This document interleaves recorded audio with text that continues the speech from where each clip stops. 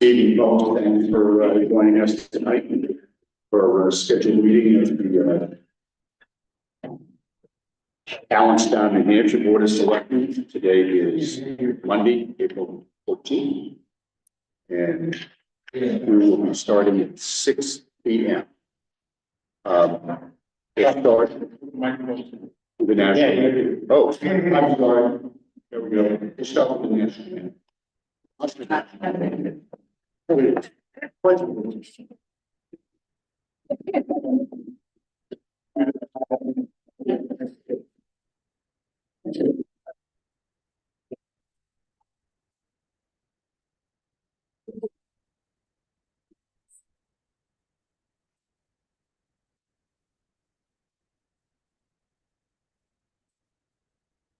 Trish Caruso, Kathleen Pelletier, Diana Melfa, or Lambert. You gotta press and hold it. Press and hold This one here. until the Press and light hold. comes on. Oh, just press it once. Green is good, right? Steve? Everyone?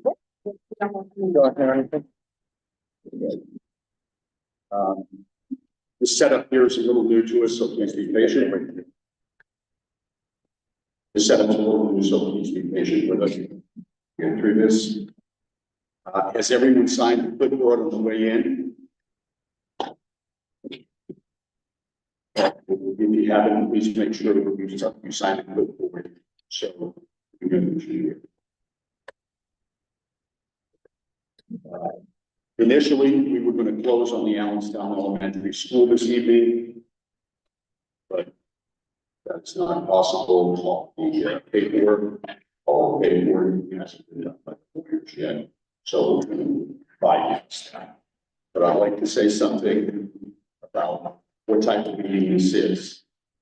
I think there was a little miscommunication at the last meeting. Maybe folks haven't been into a board meeting before. This is a public meeting where the public is certainly invited to join us. This is public meeting. Difference is you'll have the comment period, just like they do in the New Hampshire legislature when they're discussing the comment. We do the same thing here. A meeting for the public is a little bit different. It's a subtle distinction. Public here, community school,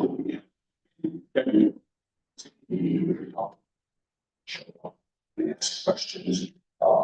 Any of us about the budget, ask us what happens if we can't do this or we can't do that in this form. So, as the chair, I don't know the authority. What I do is run the let it before we start. The comment period 20 minutes. Ask people to get up to speed. It is limited to 2 minutes, so we get get as many people up here as possible. But if you're gonna get up, say something in this place, instead, please don't do that. No emotions, like, if you've got pretty good feeling about how you are feeling. There's no crosstalk with the board members, the board of selectmen, questions, and someone speaking up there, they didn't ask questions about that subject matter, but there's no crosstalk. Not sitting there around the table, we just want more. Please no outbursts. If there are any outbursts, people are talking, so that folks can't hear, and actually stop and don't. That's a good reason why. So let's just respect each other's time and we'll get the people's business done. So we'll do citizens' comments right now. I'm sure there's those who want to speak. There's a microphone in here. You can come up to the table. Please announce your name and say. Chair, could I ask that you just quickly go over what the agenda is for tonight, so those folks who don't have it in front of them, know what. Sure. Thank you. Oh, Steve, agenda. Table. I've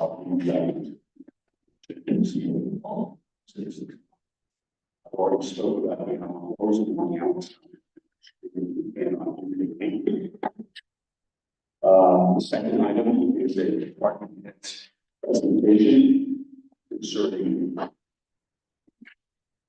2024 budget expenditures.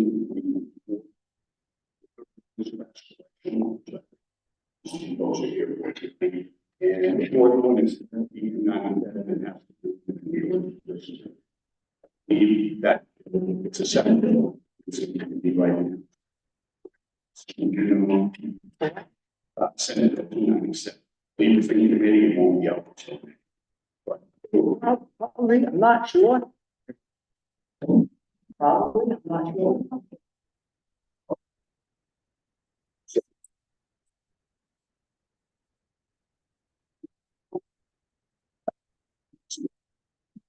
Okay, I'm Allison Turcott. I am the supervisor of transfer station in Allenstown. And I also want to speak about it. What I understand is two different things going to happen. It's either going to close, pay to grow. Closing, I done closing, some one. If you close, it's going to be a lot harder to open. DES, that they don't have any money, any permits for the year, and when they do it all, there's going to be a lot of changes to the rules. The other thing is, if you're going to send it to another town like Concord, we have to be in agreement with, town have to be in agreement with Concord resource recovery.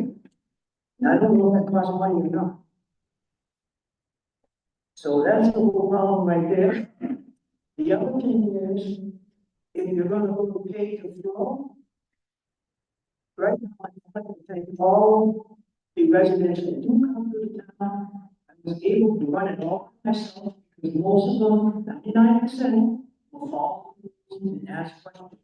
If you go pay to throw, it's gonna be a certain color bag in the dumpster only, and it's gonna be hard to maintain. People at the same time, they're gonna hide their trash in the recycling and put it in the recycling. We don't have enough dumpsters now, and I need to run them from a good day, I need to run back or almost steady, calling them down. See how I'm possibly gonna be able to do this by myself. In all safety, but I'm hiding from other people, it costs money. If you're thinking about the prisoners, I mean, not money. Just love to go to the prison. I was a good person when I went to government. Got coffee and a egg and water. And at the end of the day, throw the bag in the trash. When the prison guys do something going on, they will watch it.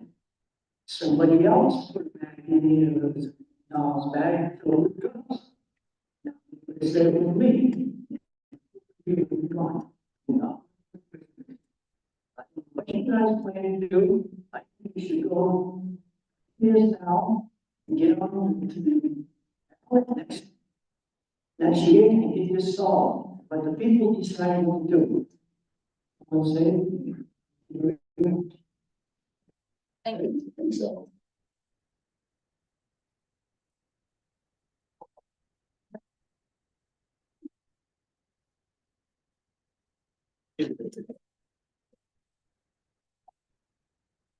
He's the kind of dear person and supervised the checklist, and I wanted to say this at that meeting, but no one gave me a chance, so I left the little street.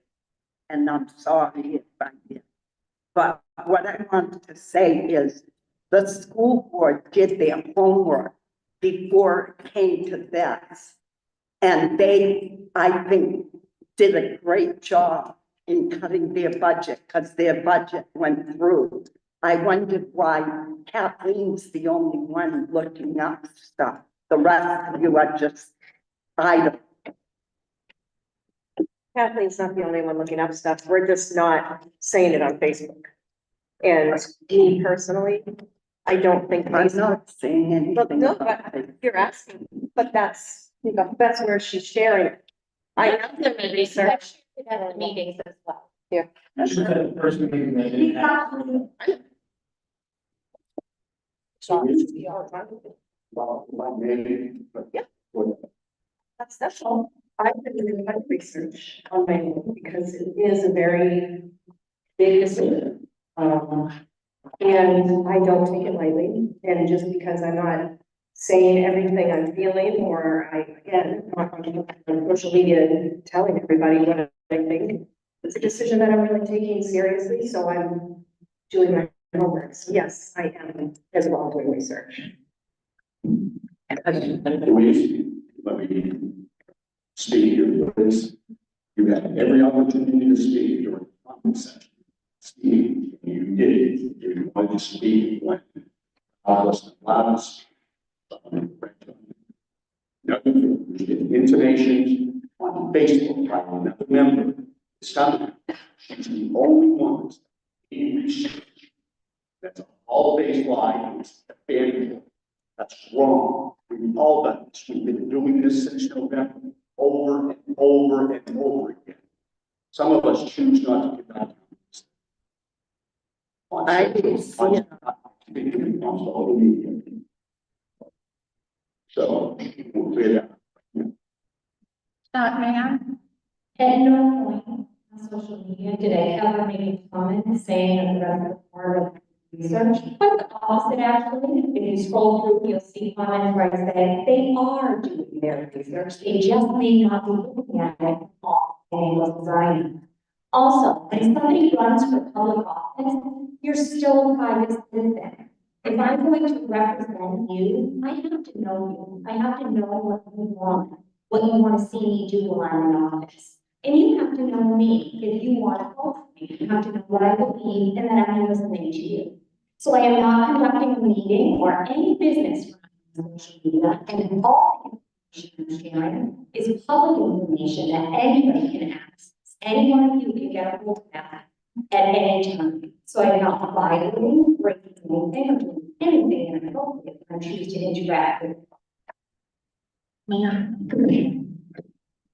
I would like to add that if you look at the minutes of previous meetings, that you can see the comments that you just made. I myself have made comments about preparing for the default budget months forward. So that has been on my mind. I've been making that suggestion. My only regret is that I didn't look at them and make sure that we actually do that. But so taking that out. In the plan. Okay, thank you. Thank you.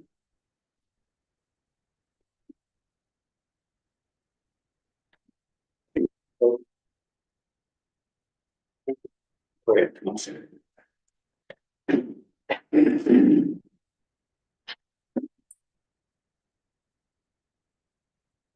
Schaefer. Present. So, this is probably gonna go off of what, Louise just said as far as the school board budgets that we got. And I'm speaking from experience, right? I've been in the town for 30 years. I was department head for this town, one of the departments here for 5 years. I was on the school board for 16 years. I've been through budgets over and over again. And the school board budget is like 2.5 times than the town budget. So, and Kathleen, I did read your comment here about, what you posted on Facebook, and that's great. That kind of tells me a lot about, I know it was your comment, you speak for yourself, but obviously some of the figures, facts and figures are there. And that makes a lot of sense to me. Some of the things that I just want to comment on is, I'm going to take this from a different perspective, is the default budget. Having been through multiple budget seasons, the one thing that kind of stuck out in my head is whether or not the default budget was calculated correctly. That being said, it's like the RSA itself, says that the default operating budget is the previous year reduced or increased, as the case may be, by debt services, contracts, and other obligations previously incurred or mandated by law, and reduced by one-time expenditures. So that being said, the last meeting was the first time I heard about, what we're faced with the default budget. And one of the things I kind of disagree with you, Kathleen, is what you mentioned, is that we voted to cut. We didn't vote to cut anything. The only thing you can cut in the deliberative session is the proposed budget, which we've seen in the past. So it was my understanding that the default budget was following the RSA. When I heard after the meeting, I came a little late, that trash pickup and waste disposal was, what, $90,000 under budget. And that it's a contracted line item. It shouldn't be on $90,000 under budget. It should be exactly what the contract says with Casella. I mean, same thing with some of the things that Kathleen, the numbers you had put in here previously, as far as increases in insurance, social security, and pension benefits. Those are contracted, if not obligated, which is in the RSA line items. So they should be in the default as they were proposed in the default for this year. That's contracted obligations, things like that are in the RSA that we have to follow. Some of the other things that I noted was that, at deliberative session, I've been to every deliberative session and every ballot vote for the past 30 years. And I know that you guys spoke about, or some people stood up and talked about the proposed budget and what we need as far as emergency services. But there was no presentation, and I didn't hear anything about what was going to be cut, or not cut, but what we weren't going to receive if the default budget came through. Personally, that would have raised a lot of questions for me if I heard that trash collection contracted value was not fully funded in the default budget. I would have said something. Mr. Schaefer. Yes. There's a motion time. Okay, I'm almost done. So, I'll try to wrap it up real quick here. So, in an effort to reduce cost, some of the other things I thought about was if we can contract with a different waste disposal company that may come in a little lower, like Waste Management or Republic. I don't know if anybody's tried to contact them and talk to them. Okay. The RSA says it's an obligation incurred, I mentioned that. Um, so I guess in closing a little bit here, last year, and I've been to some of the folks in the audience, I know last, meeting got a little bit contentious with, the board, and I know people saying, well, we're gonna vote out. Just so people know, you can't vote out a sitting selectman. It only if they were up on the ballot as an incumbent can you not vote for them. You can't vote somebody out. It's just not possible. If it comes down to, and I'll just throw this out, if it comes down to one of the options that you guys put on the table for trash collection, I would certainly want to see probably option 2 that keeps the highway department would pick up the trash and keeps the dump open. That's my 2 cents. Thank you, Mr. Chair.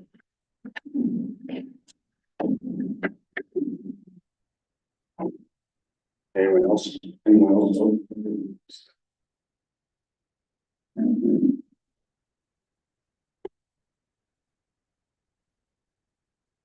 David White, I just have a couple of questions. So now that we're in default and we cannot early afford our trash program, how is the town going to be able to afford by the purchase of AES and ARD, how are they going to be able to afford the insurance? How are they going to be able to afford pay for utilities, including heating buildings? How are they going to be able to afford maintenance on those buildings? And more to the point, I know there's $450,000 set aside in the trust fund for the renovation of this building. But as it's been discussed in the last couple of meetings, it's gonna take more than $450,000. It may take up to another additional $400,000 to renovate this building. If we're in default budget, we cannot afford an trash program. How are we going to afford these buildings? I know it's on the agenda item tonight, it's gonna be deferred to another meeting. I just want to know what we're gonna be able to do this. Sir, we can take the subject matter tonight.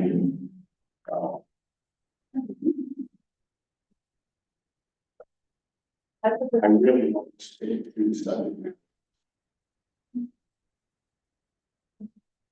Totally different. Yeah. It's different. Mr. White. Well, I think the correlation is all budget. We can't afford trash.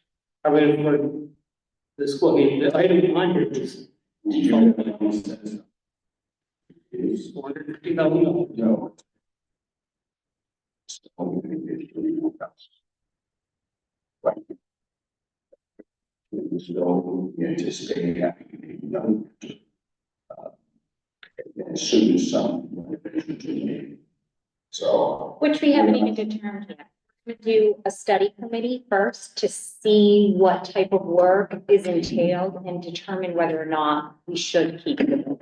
So we're not even at the point where we've made that determination. We're just buying the building to get it off the school's books. Right, just wanted to point that out, based on the default budget, we need to be careful how we proceed forward. Obviously, it can be a problem.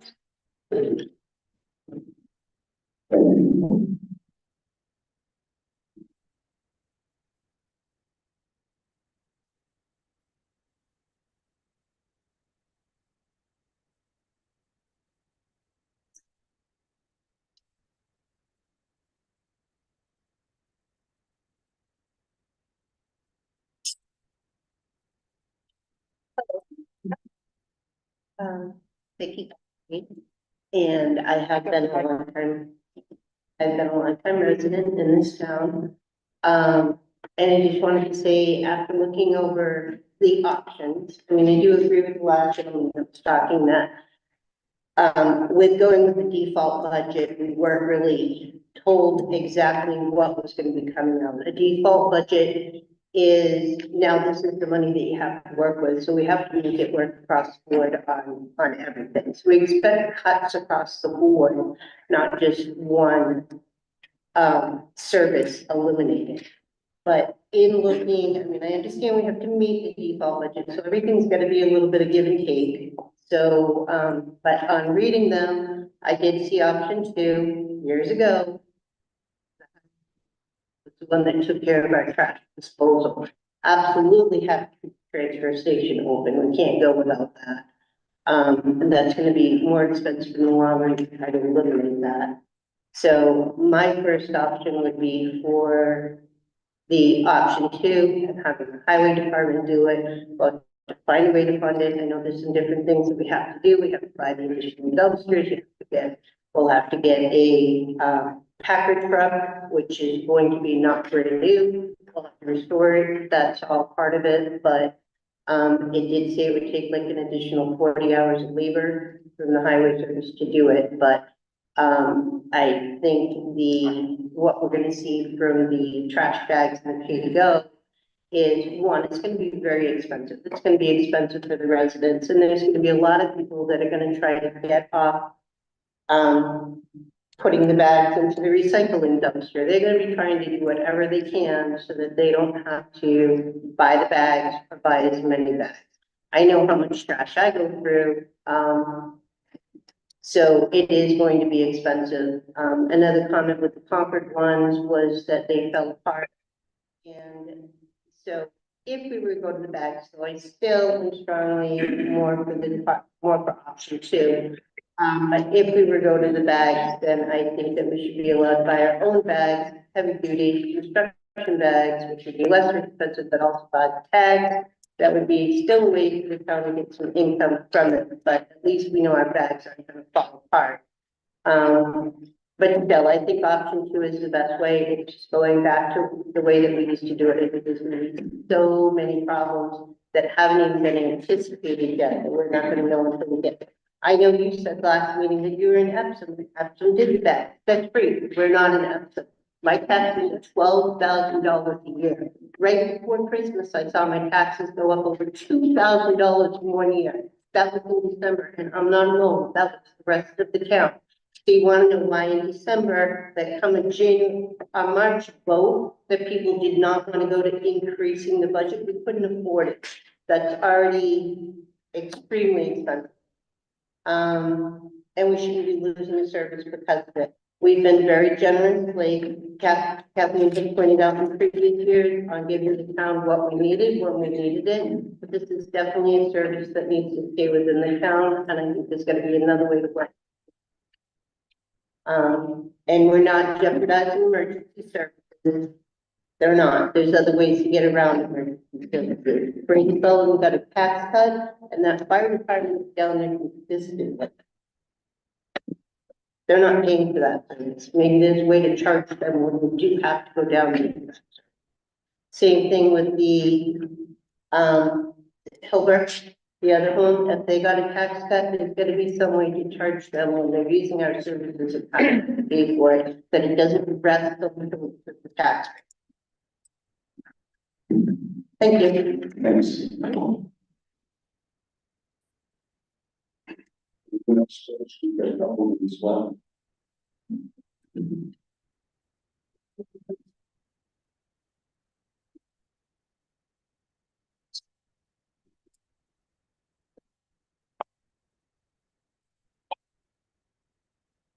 Too loud on this one. You guys need me to speak up. Let me know. My name is Steve Hamill. All right. My name is Steve Hamill. As you guys can tell, I'm pretty adamant about this town. I've been here for long enough. Not as long as most of you guys, but appreciate the people staying, because a lot of the people that move in this town move out. We pay more than both. We pay more. We get nothing. Our town gives us nothing. Our town gives us nothing. We have to now pay for our trash. Where are the bags gonna sit? Right, The board hasn't made a decision, so. you want me to throw a comment out? I'm throwing a comment out, and I want you to listen to me. You guys are gonna take the trash rail away from us. We're gonna have trash bags. Animals ripping in the bags, throwing the bags everywhere, it's gonna make a mess. It's gonna be a shit show, excuse my language, you guys know. We are gonna put this trash up. You know how much the trash bill is? You know when the last time you went to go get a trash? Decent trash bill. Yeah, I think about 75. Alright, so now $75 each trash bag. right? A tractor holds what, 2, maybe 3 bags at most. So if you do 5 bags, you're gonna need 2 tractors, that's $150 per person, per household. Who's gonna go pick up the trash to go bring things down? Right? And if we bring our trash to the street, who's gonna pick up the trash? When is this gonna start? That's another question gonna be, when is this gonna start? Because we all have to start getting prepared on this next shit show. Your other thing, we are over budget. You guys keep talking about over budget. Your other question is, why are we building a building, or what's going in that hole next to the dump? Anybody know? Anybody?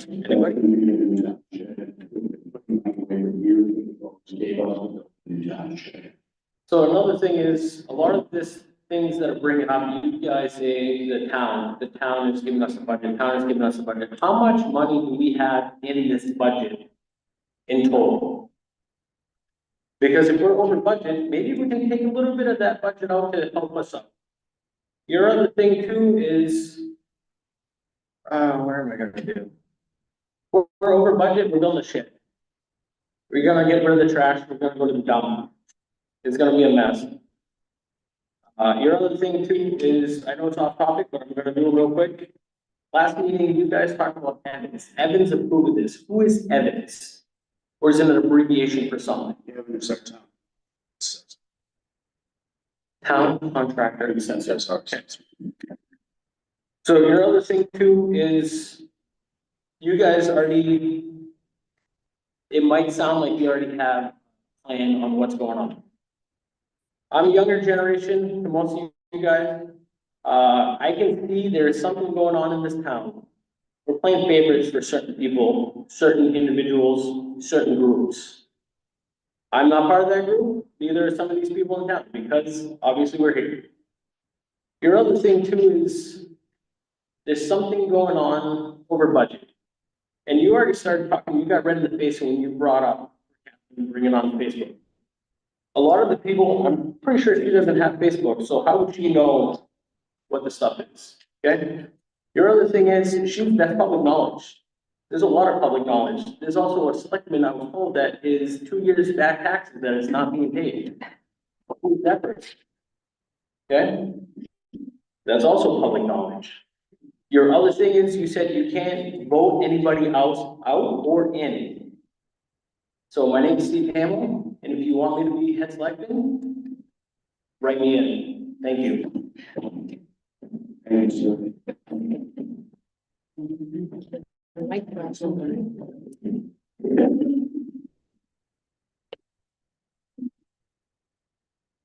I'm Brian. I've been in Allentown for over 55 years. I went to school here, raised my family here. I've owned my residence and paid taxes here for over 48 years. I have extensive financial experience in the business world, as well as municipal experience on many of the boards, committees, and positions here throughout my years. I just turned the ripe old age of 68 years old. I started in my 20s on the budget committee. I want to address a couple key points from the last meeting.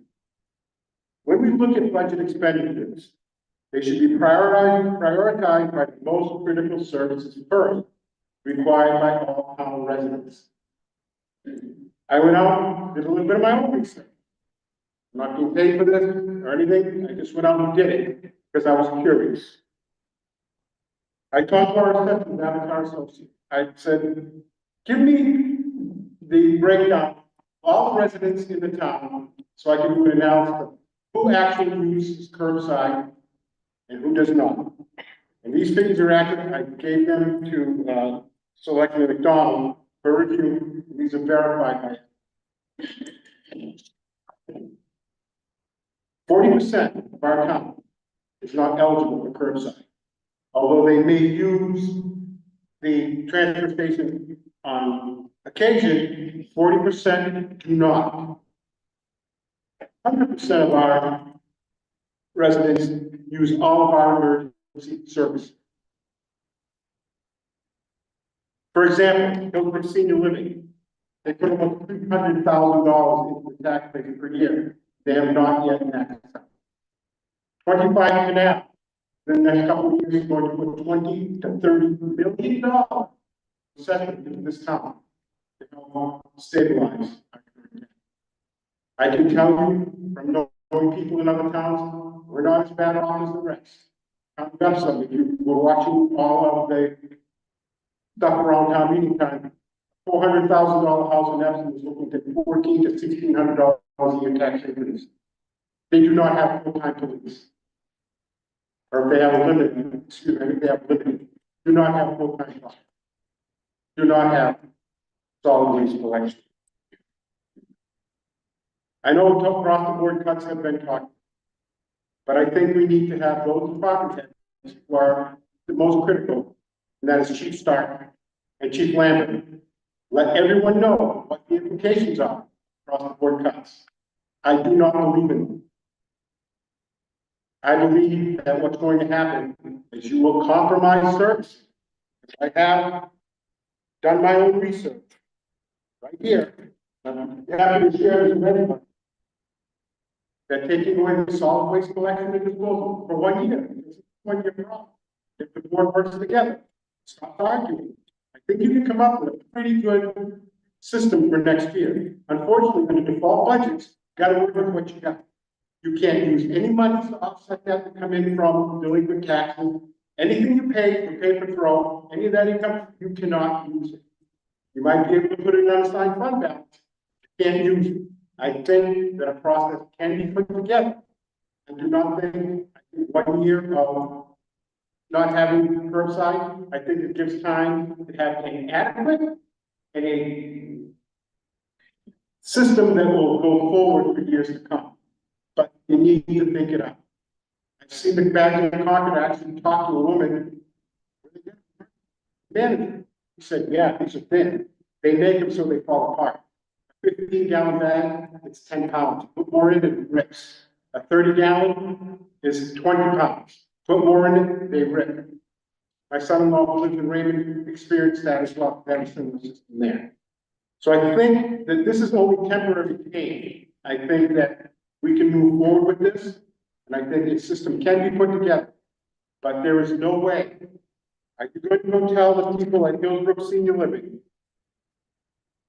Sunday Pond, the elderly people in this town, that curbside trash collection is more important than them having a police officer, ambulance, or somebody from a public servant coming in. Because we have a large population of elderly in this town. It would be financially irresponsible and disrespectful to some of these people who have used this service and need it. And I think you need to hear from the two gentlemen here, Chief Stark and Chief Lambert, as to what that would do to our community. It would be devastating. The fire department today had 6 calls. One of them, they pulled somebody out of their state park and fell off a 60-foot. These are the type of services that are needed. Thank you. Okay, we've gone over a little bit. We're gonna move on here.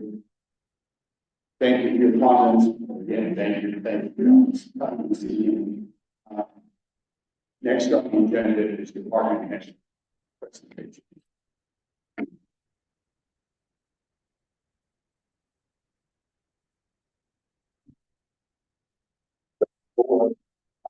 Special spirit.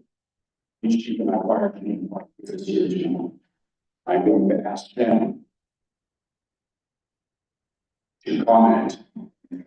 Let us know how Kathleen's been nice enough to give us 3 or 4 iterations of how she feels we may be able to meet the default budget without touching. Not without touching. Oh, you love this one, yeah, definitely.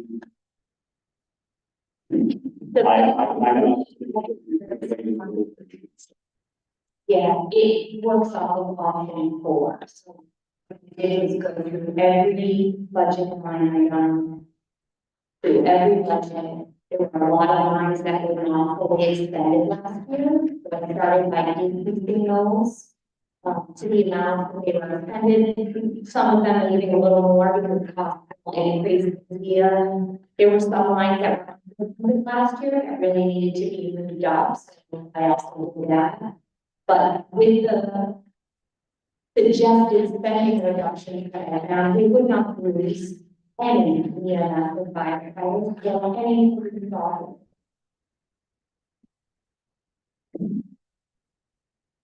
We're gonna have, Chief Star, he's going to comment. How we got this latest proposal.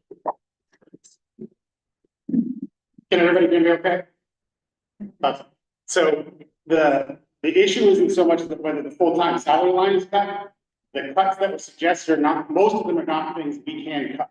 I can't cut the prosecutor to the level that it's been asked. Cell phones were cut in half. The cell phones are also the mobile data terminal. And how many of you would like to give me your cell phone? I'm gonna call it rates. I put that back in the budget after we. I know that there's just so many iterations I can't keep track at this point, and this is why the budget takes so long for us to create. We know what we're doing, we take years of experience we put them together. I'm below my default today. The non-issue, absolutely non-issue. The issue is if we cut further and officers aren't trained properly, they don't get, they're doing more overtime because they can't put people on. What ends up happening is we're gonna be so far behind other agencies that they're not gonna stay here. And it's retention that costs us the most.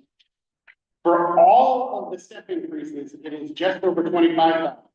To bring on a new officer costs 50,000 of money you've never seen. Because of all the time for the academy, the equipment, etc. So it's literally flush, but look what I say, I need as much toilet paper this time. It's like not an argument that helps. And when Concord or other cities are staying ahead of COLA, 3, 2, 4, depending on what the job is, next year, we'll be that farther behind, and we'll be coming just like we did last year. Hey, we need to increase it by 8% to stay ahead. This is to keep us going and to keep the people we have. And from the moment someone leaves, if I got a letter of resignation today, that officer's replacement will not be on the schedule for 1 year. That's with us offering $10,000 sign-on bonus for certified officers. We have people that want to work, but if you can make $3 more an hour, smart. Doing the same job, I'm not comparing us to the state police, that's a different job. Us to Concord, Manchester, different job. If you can make that much more in Hooksett, why would you come to me? I'm pretty great, but I'm leaving. I retire in June, so why would you come to me? I'm right there, I can see you saying that. If you want to tell everybody why you don't like me, that's fine. Very mature, everybody. So that's our problem. It puts us behind the eight ball. It makes it so much harder to stay ahead. And when we get below our numbers, then it costs more overtime. The officers are burnt out, baby, and we can't do the things we want. I've had members saying, when are we gonna do the bike rodeo? I can't schedule a bike rodeo on the middle of a budget fight. I'm trying to get things done, and I can't, if I can lose a prosecutor, I need more money, I can't schedule a bike rodeo. But those are the things that make a difference in people's lives. Those are the things that people feel like they're getting service from the police department, because their child gets a free helmet and now knows how to cross the street correctly.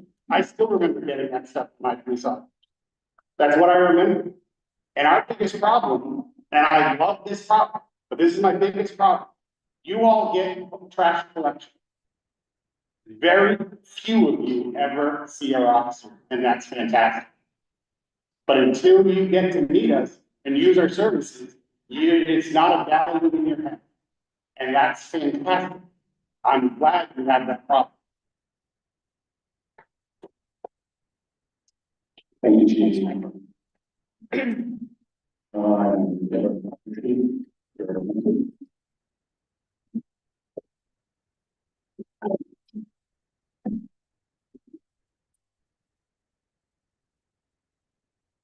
Good to see you guys tonight. Yeah, I don't think okay, I know, right now, but I'm not sure. Sometimes I can be a little bit quiet, so, I'm gonna speak to the plan of the fire. And before I do that, I want to hit my point. How many of you pay car insurance? Everybody in this room, probably, right? Pay car insurance. Yeah, how many times do you get in that? Not a lot. You have to have insurance to pay for it, right?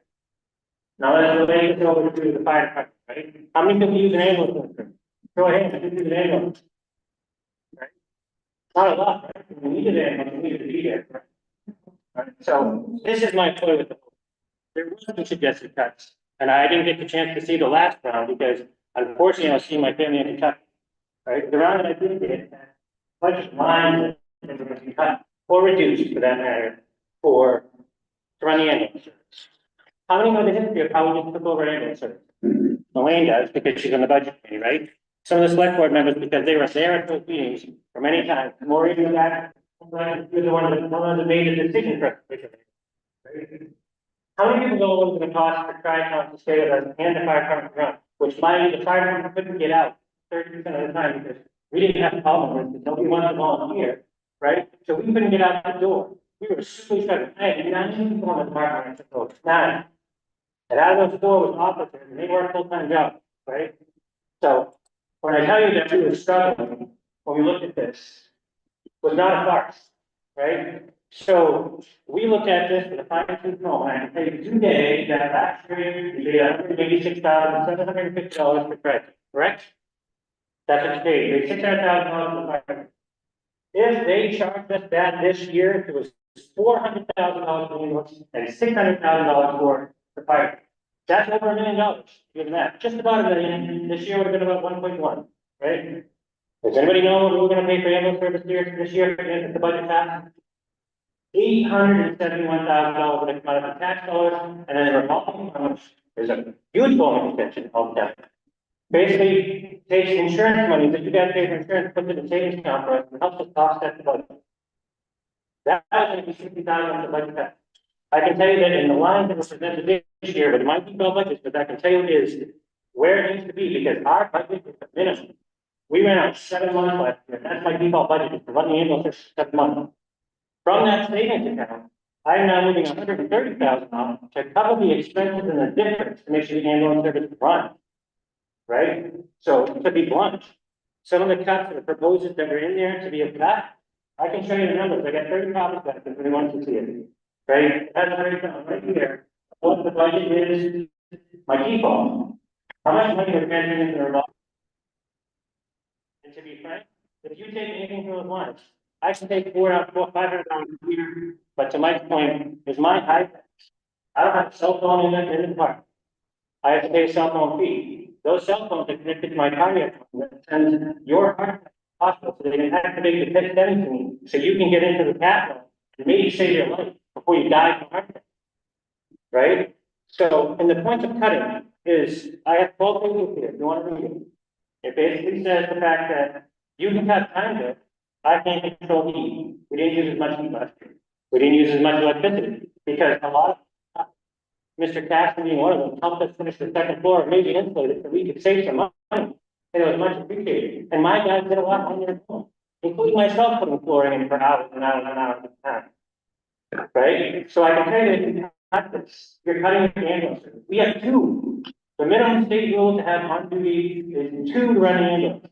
We are at the minimum. We don't have 6 full-time people. The other 2 are for diems that can say, I don't feel like working today. There's a couple of them in the crowd today. You don't have an ambulance service. Then you might be able to get time if they want. You might get hooks who's down a whole shift of staff right now that might have an ambulance service. Right? So when I say this, that I'm very passionate. I've been doing this for 33 years, and I can tell you up front that I do take a lot of stake in Allenstown. I've been here for a goddamn long time. This is my friend. And I take very much stock in my fire department and my people. And I can tell you, if you cut this, if you cut these lines and reduce it down, you're gonna start to not have an ambulance 2 days a week. And that ambulance goes away. You can wait for time where they might not be available. But when you're having a heart attack, you have to get to the hospital in 4 to 6 minutes, you're not gonna have that available. So understand the numbers, that in my opinion, I've lived this town for many years. And I can tell you that I'm a citizen too. Do I want my trash to go away? No, I want my trash to. Either way, you're gonna pay. No matter how we figure it, how it goes through, I'm gonna pay a tax. But I want you guys to have an ambulance service when the time matters, just like a police officer would get. When it comes to paying that car insurance, always think about that, but that's what we are for you guys, make sure you take care of it. So, thank you for your time. Thank you. I, real quickly, I just, both department heads acknowledged that they worked on my very first initial attempt at making decreases. Again, what I did was went through everything and put out everything possible and sent it to everyone to get their feedback. Once they gave me their feedback, what items were detrimental, like the cell phones that were actually not done. I went back in and put those back in my spreadsheet, and I'd be happy to send this to anybody who email me, I will send an email, I will send you a copy. So that I can see it. What we are talking about here, the PE will be decreased, I'm asking them to decrease their spending by 89,950, which would mostly be made up bringing a prosecutor from a full-time position to a subcontractor position, which I did a lot of research. Most towns of our size are doing this. So examples are Deerfield, Auburn, Norwood. You could call them, I called them, I called prosecutors who work with subcontractors and spoke with them. There's services I spoke with Maryland County prosecutors. They do operate, most police departments don't like using them. They are understaffed, they tend to take a long time to get things done, but it is a very viable term. As for the private department, we're talking about a 0% decrease. Pages, just about everything in Eric put in his budget for 2025 remains. Most of the decreases that I made were the ones that were underspent in 2024. So we're talking about a $1,069 decrease to that's the decimal. Hold on, I did look over that briefly, and the number is 74,000. 314,000 is what you have? You put 314 in that line, then 97,3 in administration, then 120,206 in your per diems, 19,850 in your fire inspector, 32,305 in your. Hold on just a second, I apologize, I did interrupt. The very first line I'm talking about the salary is at the budget hearing this year, the original number proposed was 374. And $60,000 is supposed to come from us, from the revolving fund, correct? So that put it down to the 314. So in the spreadsheet that you have, you're short 74,000, which is what I'm proposing to make up.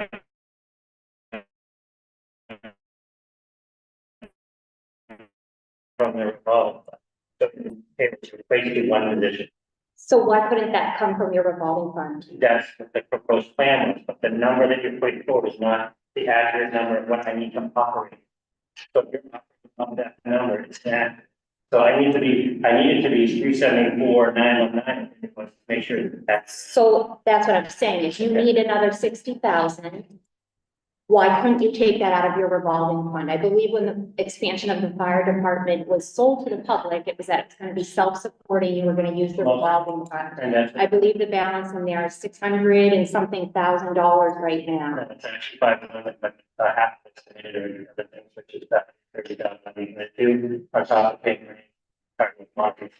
Yes. The real number that shows there is not the average of today. But there would be enough to cover that. I believe so, in certain aspects, again, keep in mind that we have to go year to year with this. The whole reason that fund is there, guaranteed to save us in these times of need right now. I'd say this So is. if we overspend it on this, then next year might be different. So I just need to make sure that we are putting in accurate information there. But that's the balance today, and it's a revolving fund, because you're continually taking in Yeah. more money. So if you were to spend that 60, that fund is still gonna keep building up. And it would be an authorized use of that fund to support the fire department in the way that the fire department expansion was sold to the voters. Most- Okay, thank you.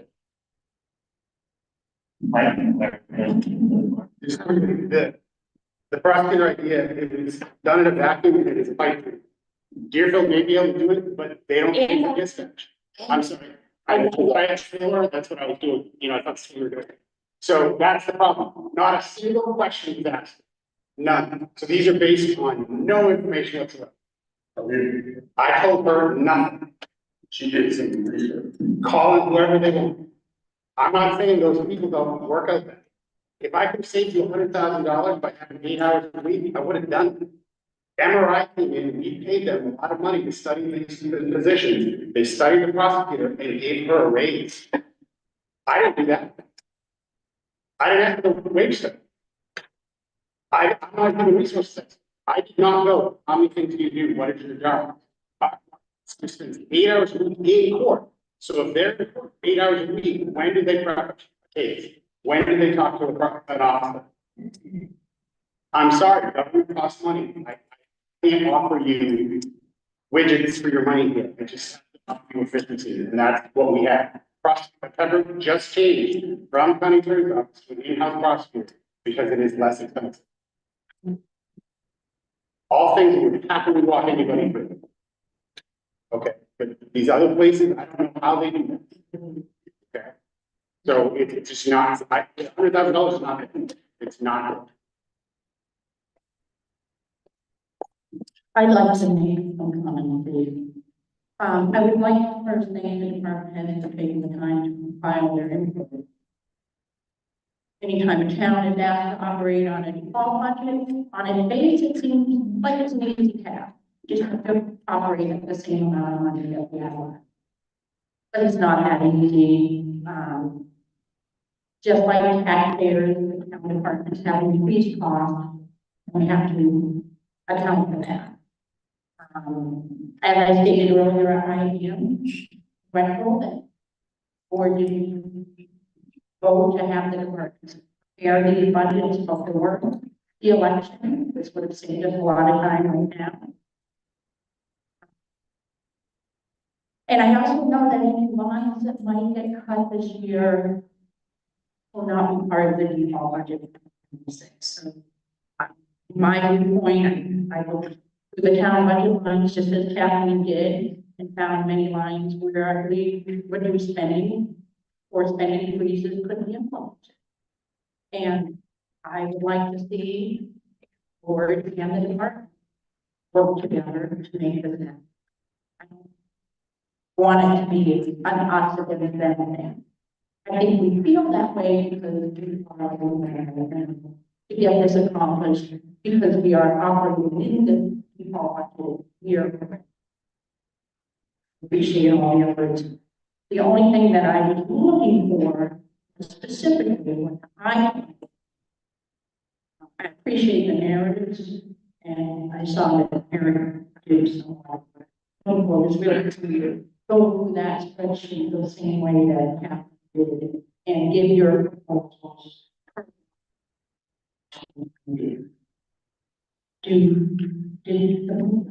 Mike, do you have something like that prepared to us?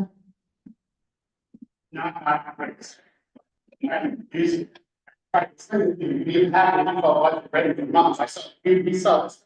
Anyway, we didn't hire people as at January 1. All right, let's do their training after so we know how the default budget works. Then we save their money. I'm already happy. Already happy with this. I'd like to reiterate that this is an effort to reduce the entire budget by $650,000. So that does require every department to be supportive of each other and the residents. We're not just looking at one people. I can't suggest, I'm not about to suggest that they should cut. I understand that, but So when we're looking at the whole thing, we're looking at every as a contribution to this exhibit. And so that's what. So I'm just asking if you have a spreadsheet to show you. You can share that with us.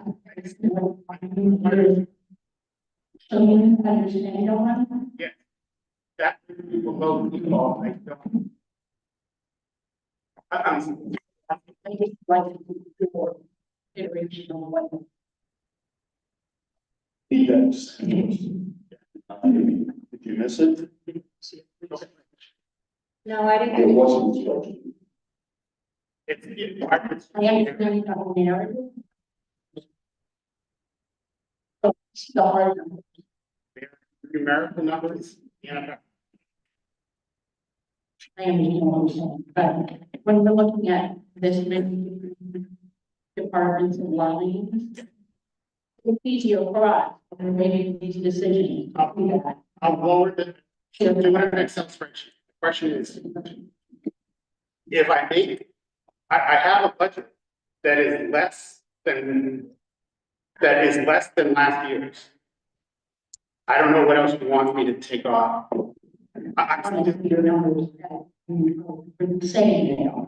I'd like to see your reason. In an area, like in a spreadsheet. And those sources, 18 hours. Funding she who's taking the record.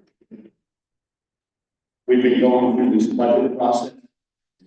November, they stood in front of us, they stood in front of the budget committee, they stood in front of the public. Now we're gonna make them do this over. These are two of our most valuable employees. Unfortunately, they didn't prepare for the default. I still number since November, I've told you at least 3 times, including in writing. What part is not been there? I'll put it on crayon on paper. That can make it feel better. Ridiculous. Talking about is just operating on your default numbers. These reductions we're talking about don't actually change the default budget. If the default budget numbers stay what they are in each line assigned to each department. What we're looking to do is to underspend those lines to make up $157,000. So what Tricia was hoping to get from all was their own ideas about how they could help meet that $657,000 goal. So not just the people, but what they can do to go above and beyond, contribute towards that deficit.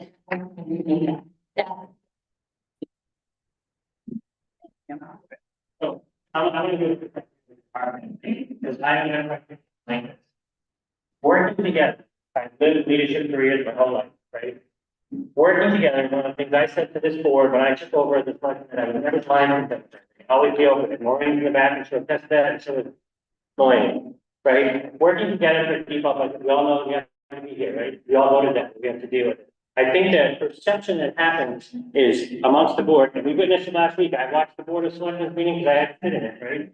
Is when we don't communicate, which I think this is truly what it is right here, is a lack of communication. Is Kathy brought up at the last meeting about a spreadsheet she had gone through line by line, right? So automatically the perception was that she had done the work. As a department head, I knew nothing about what was going on, so what does that do to me?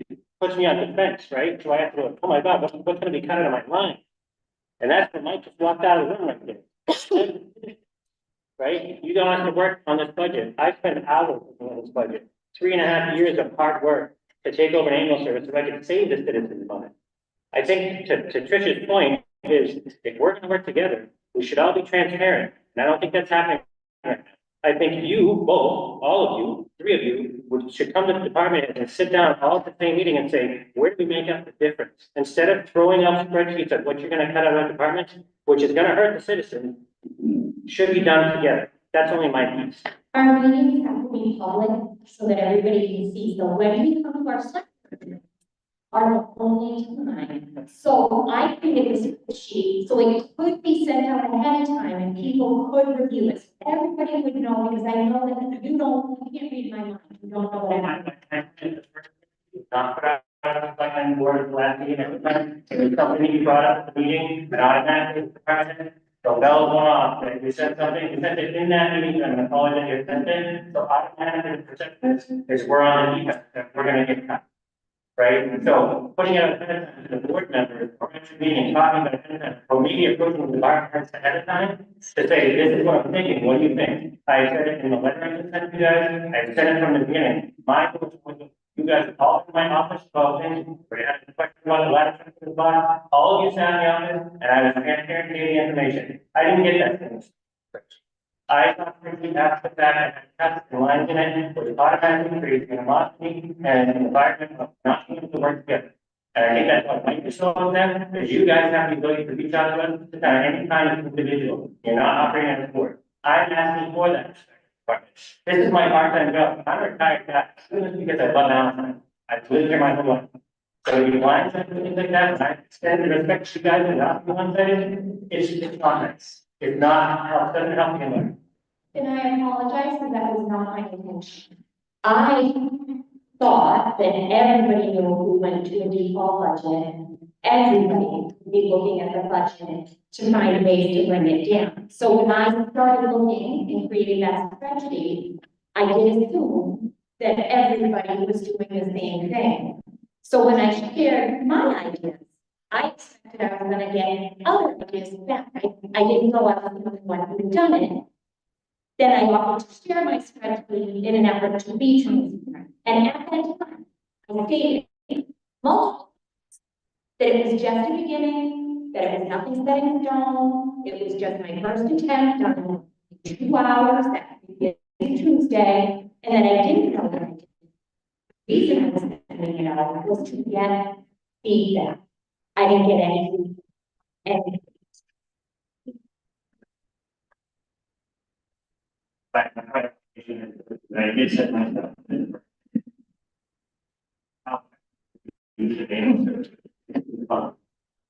And I did take that feedback into account. If you look at the one that I sent out today, it was after I heard back from everybody. And John explained some of the other proposals I had made for other departments. I made those adjustments.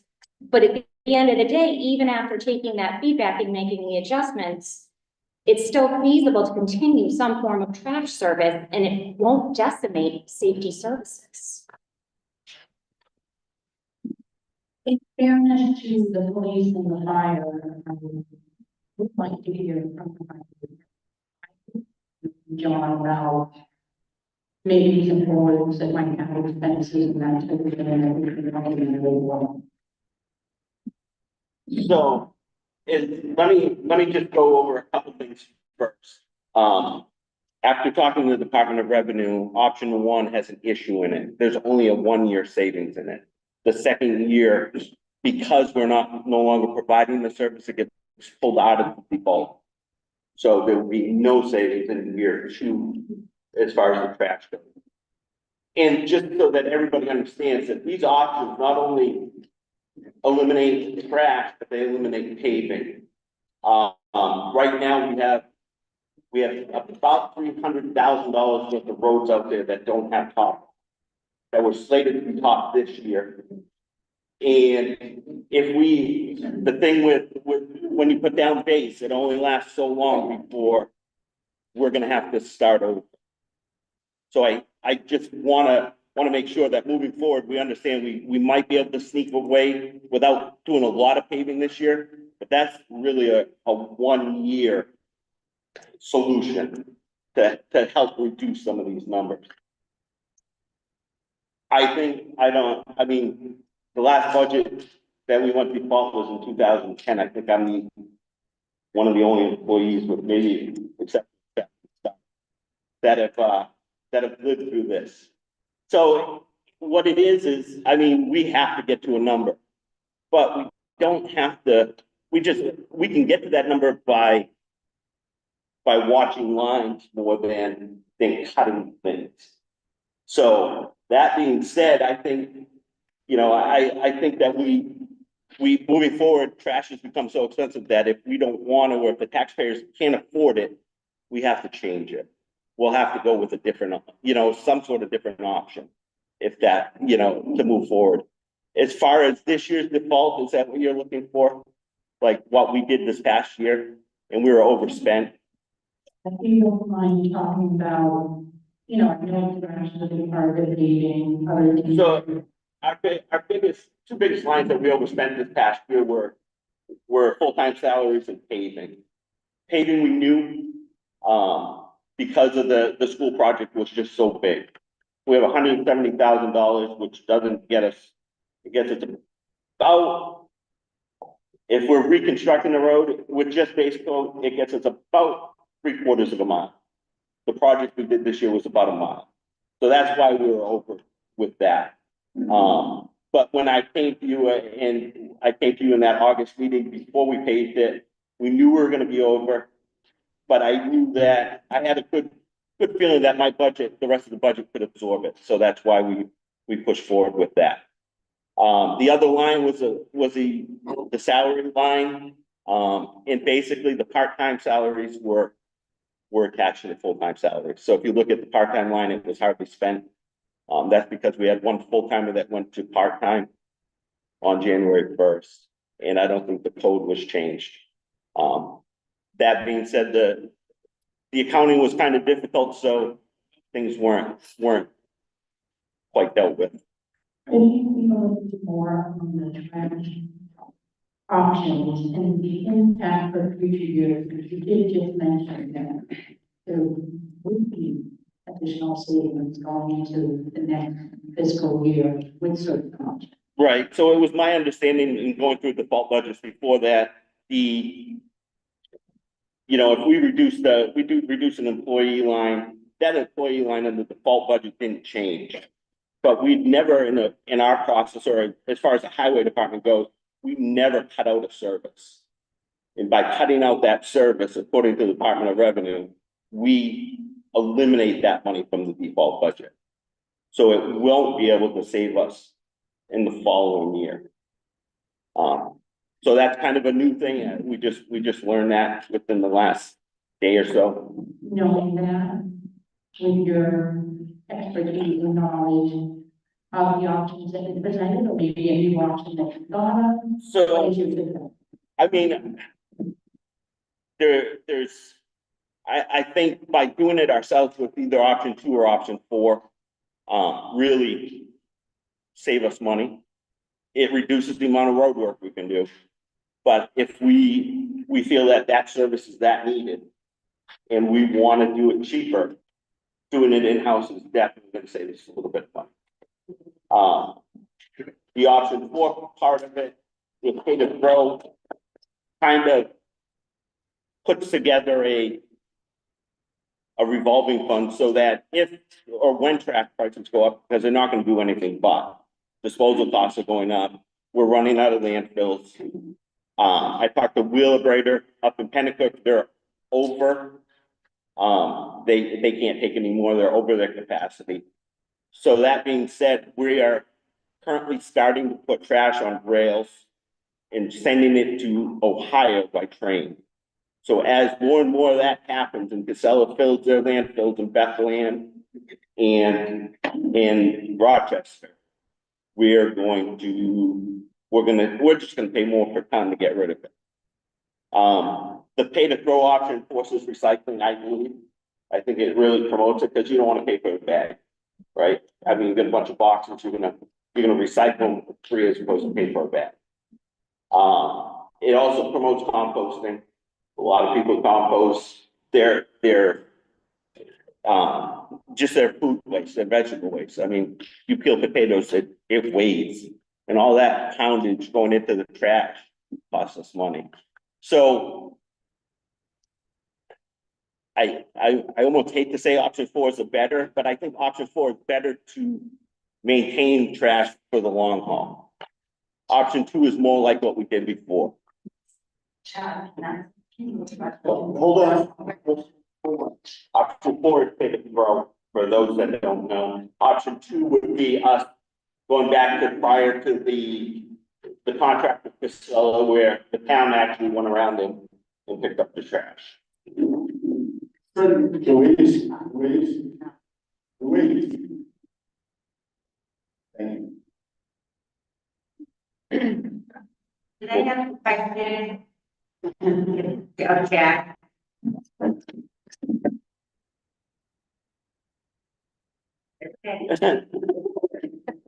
laid the ground rules out before we started the public comment. But now we're talking about paving it.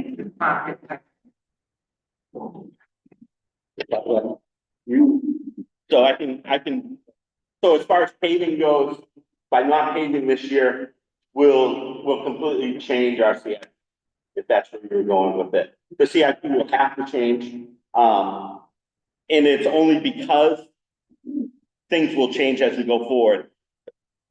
In the next couple of years, I believe new rides on the CIP to be paved. If we wait 4 years for new ride to be, it's no longer a shim and overlay, which new ride's just over a mile long, so it would cost us about $150,000. That would be a reconstruction, probably $350,000 to $400,000. So by delaying paving, we're spending money we don't know. My thing is, the capital. Yes.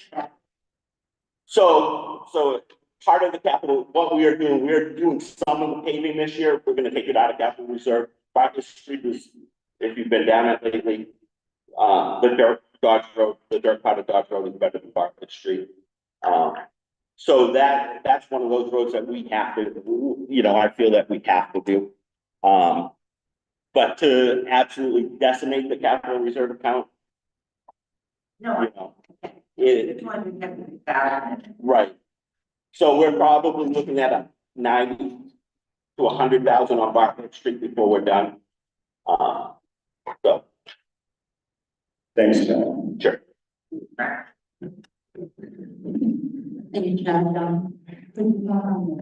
And where we see those type of lines and then where it might be some jumping data.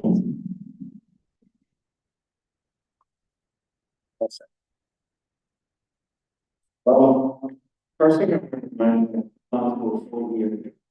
These are just, my general view on some of the charges and some of the lines. Kathleen, I talked to her for suggested.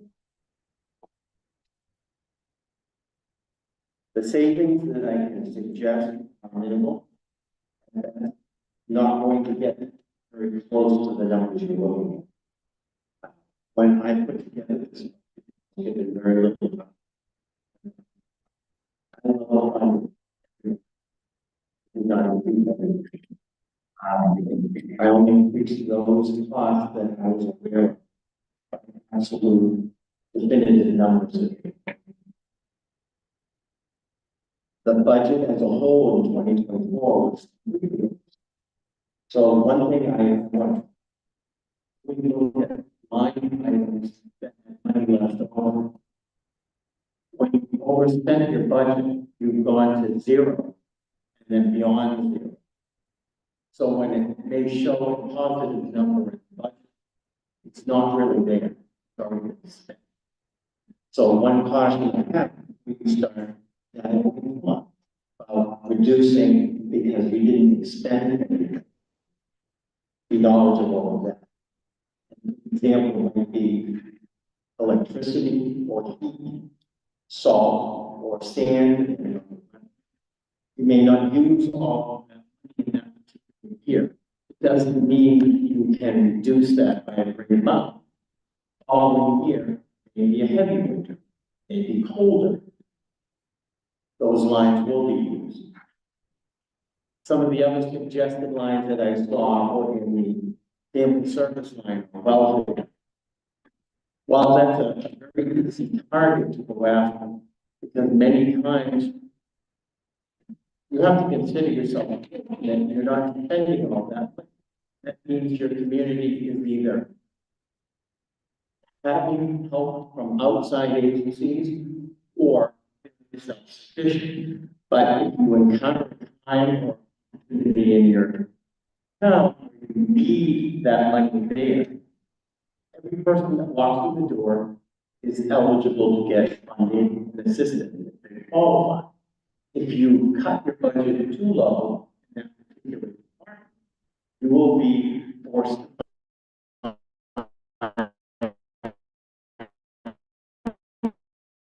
elsewhere.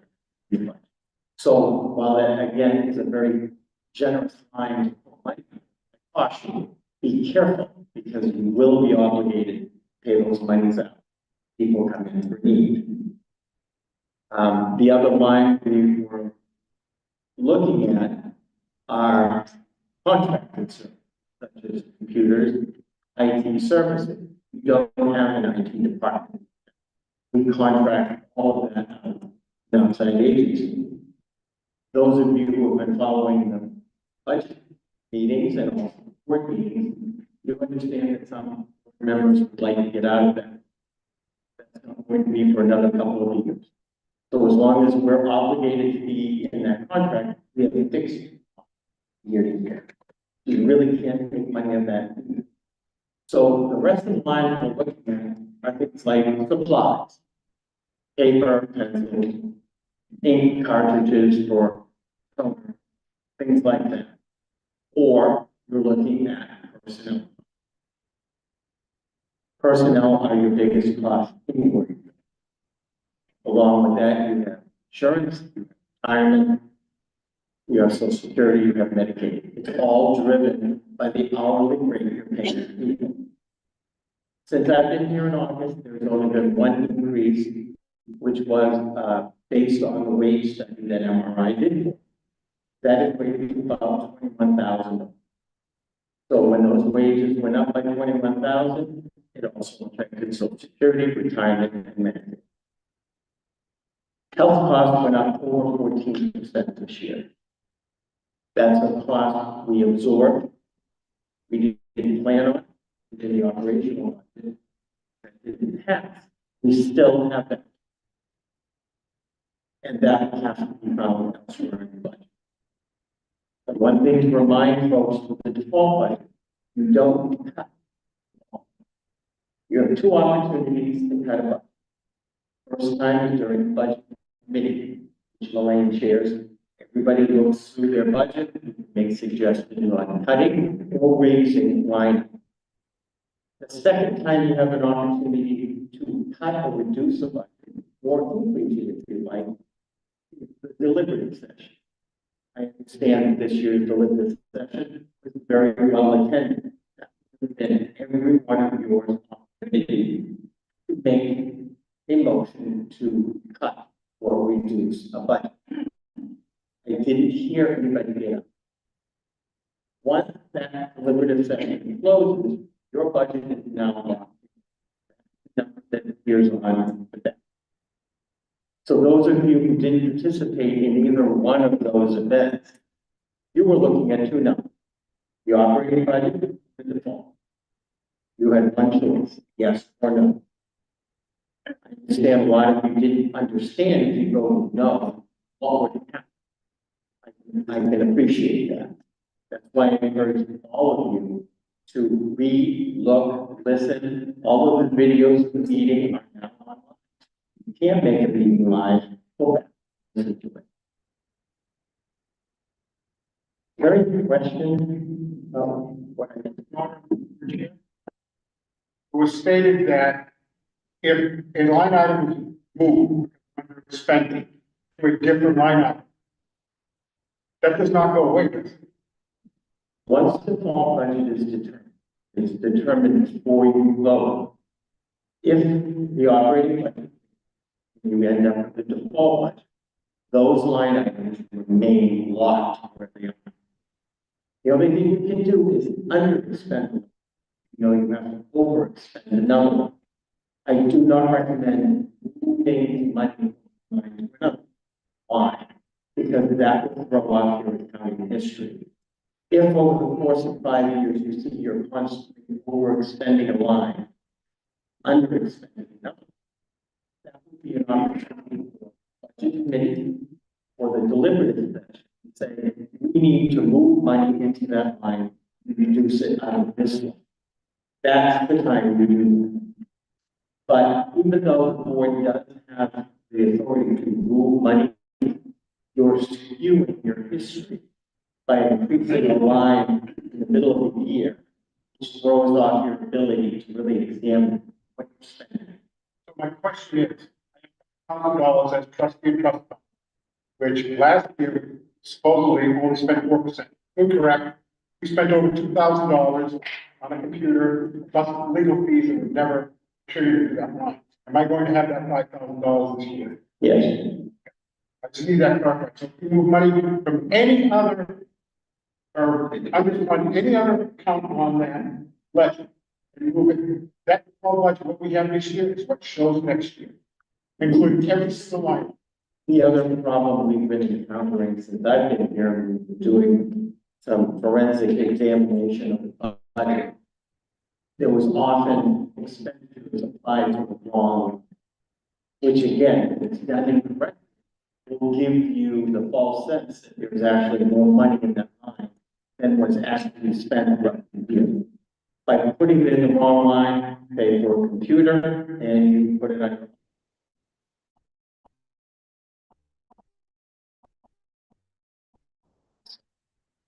Yeah, you spend that money, you just misapply it elsewhere. We've been finding a lot of those, transactions as we've been looking at the budget. I'm hoping by the end of this year, we'll have a much finance department, and the numbers will be more. John, I just want to touch on this question because I know if we're moving, like the proposal that I created doesn't change the line items as I stated earlier. Default budget stays default budget. The numbers stay the same. My proposal are spend more here, spend less here, spend those lines to that. I'm never giving that money back and don't want to need it. I Yeah. can. But it doesn't get removed from the budget. That's like pretty good municipal law too. And if you remove, say, for instance, solid waste, and you take away the curbside, If we vote as a board to not offer that service, it does come out of default budget. If you read municipal budget law, if we have a position, if we were to say, get rid of the police department, we would not go with subcontractor, we were just fixing it, that is something that does get removed. So the town can't charge, we can't charge the people for a service we're not providing for something that doesn't exist. Our default budget this year, we had a salary survey last year. We know we're not doing a salary survey this year, so therefore, if this board votes to get rid of trash, we know next year, it does get. So that's the difference. This is why. But since we've already done it, well, David, you had a question? John, there's what? So you mentioned, can you hear me? Yeah. So you mentioned the deliberative session. You can go to the deliberative session and say, we want to make a vote, and that's when you get your budget. So let's play this out. So town of Allentown, for example, the last 2 years has 30% increase in taxes. People say, that's it, you can't afford to pay more taxes. We've given all we can give. So then they go to the deliberative session. And someone speaks up and says, I want to vote the entire department. And people in the room, majority votes, every department 10%. That would be bad. Right? So what I'm going to suggest is that when we have the deliberative session, that each department head speaks to the budget, two budgets. They speak to the budget, default budget, and the budget that they feel they need. But what should be discussed is, this is the budget we must have. If we don't receive X dollars, this is what we have to cut. That way the people know exactly what's going to be cut from each department and goes into the default budget. Because if you want people to show up and say, we're cutting 10% on every department, that can be done. I don't think you want. I think we need to be educated to make sound decisions at that deliberative session. Thank you, I appreciate that, but that's the direction I think.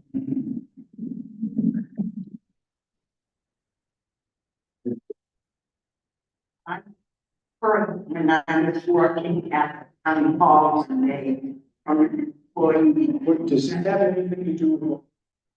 Like, it's, they all have a rating, but that before the default budget or after, they all have ratings.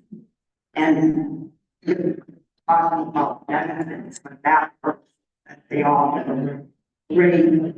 I think that was last year, yeah. That was this budget, that was last year. That's all what they and that's why that's. So, like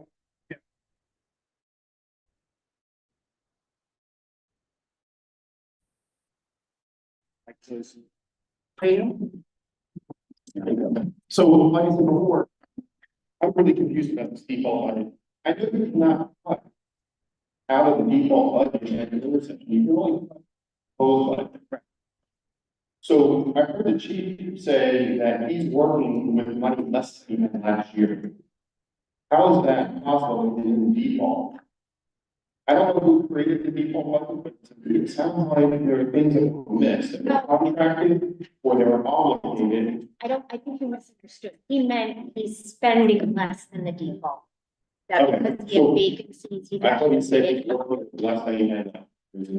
I think he meant he's operating on less. But either way, the, like I said, no. So one of the things that I meant to say earlier was that I was on the school board for 16 years, with this budget. Every year, their budget would either less than proposed with the default, or very close within a couple of percent of the default. And proposed. So when every year it gets those expenditures that come up for not that long. But as far as requirements and all the other things that go on, they all go up. They're not defaulted to anything less. They're defaulted to what they're obligated to pay. That's how the school gets by. And then when you see it on the ballot, you see it's only, the proposed budget's, $100,000 more than the default. People vote for the default anyway. There were times when the default was more than them. And they still vote for the default. You know, when we talk about computers, you just mentioned, okay, one thing, computer, that's a single item expense for that year, it comes down to the default for next year, that's where those things that come up that one-time things. So my point is, I'm not sure that the default is calculated correctly. That's what it sounds like to me, especially since we have a contract with Casella now. That should be honored in the default.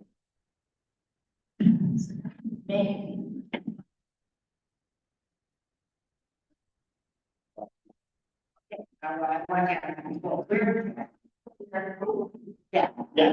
Yeah. Construction, the 107,000. That's being here. That would be an issue. My question is probably the rate of, opening track. Capital reserve in Canada, $276,000 for road repairs and paving. Yeah. Couldn't we take this 170 out of budget and capital reserve? That's question number one, that's $107,000. So the Right? $170,000 is part of the track. That's part of the. Not according to. My spreadsheet, I was proposing keeping 100,000 so he could finish those 5 roads that we've already invested 300,000 in, so we won't lose. So if it's 100 and not 170,000, then we will 100,000 out of half of the curve.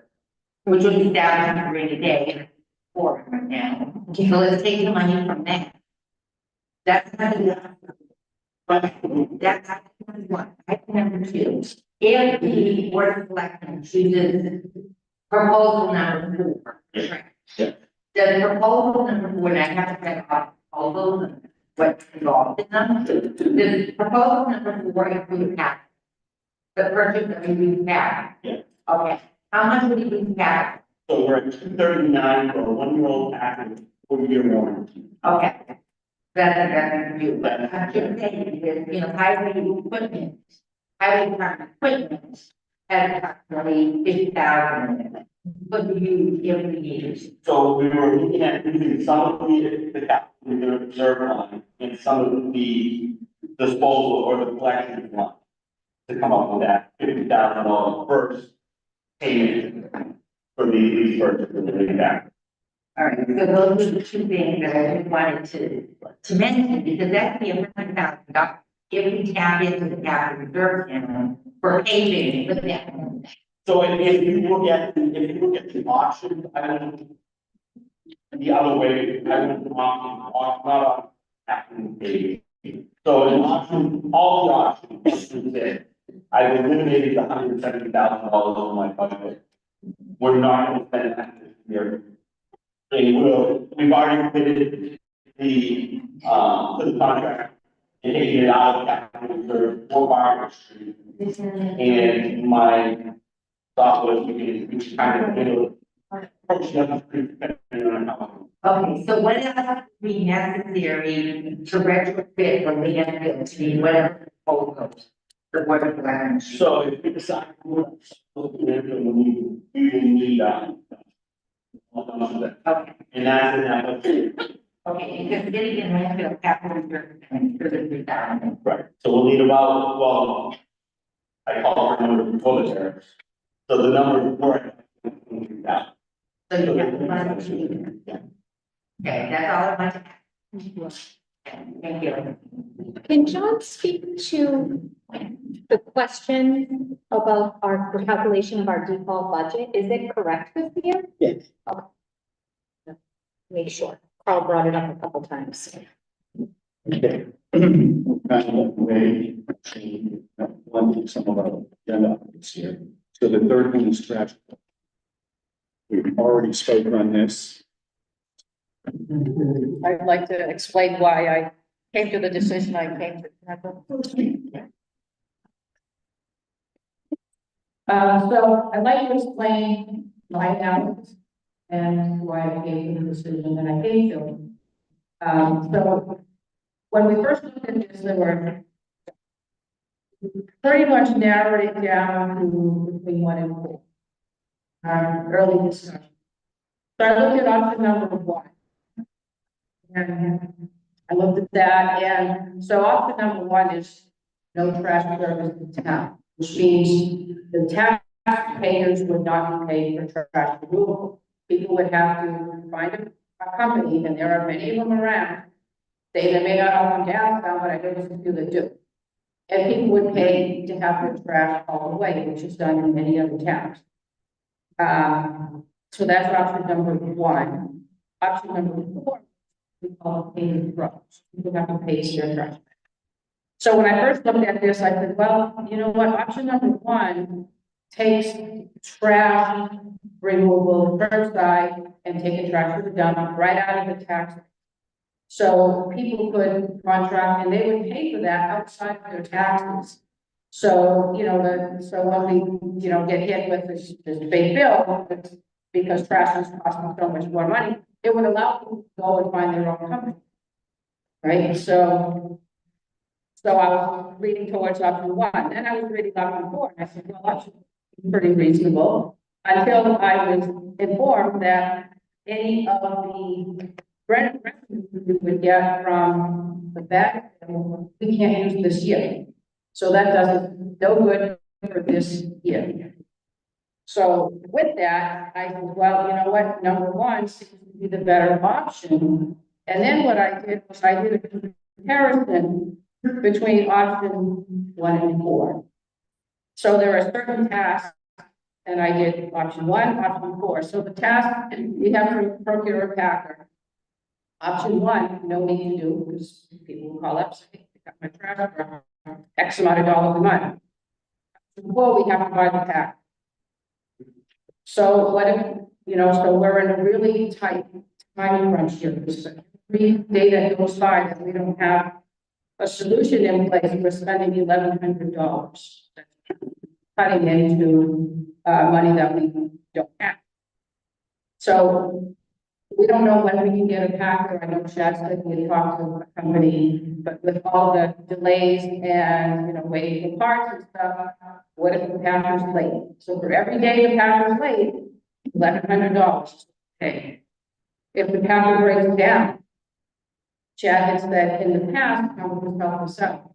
Well, if you listen to the last tri-town meeting back in December, the town administrator, remember, made it very clear, it would never enter into another intermunicipal contract with that or agreement rather than Allenstown. And before any equipment gets loaned out, the 5-member board of selectmen member meeting. That's in 9 minutes, 23 seconds into that meeting. We watched it. So that's, the packer breaks down, I don't know what happens, we won't get the press. buying the trash bags and putting that whole process in place.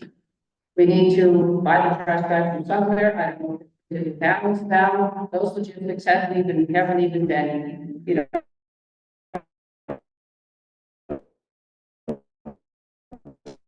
discussed.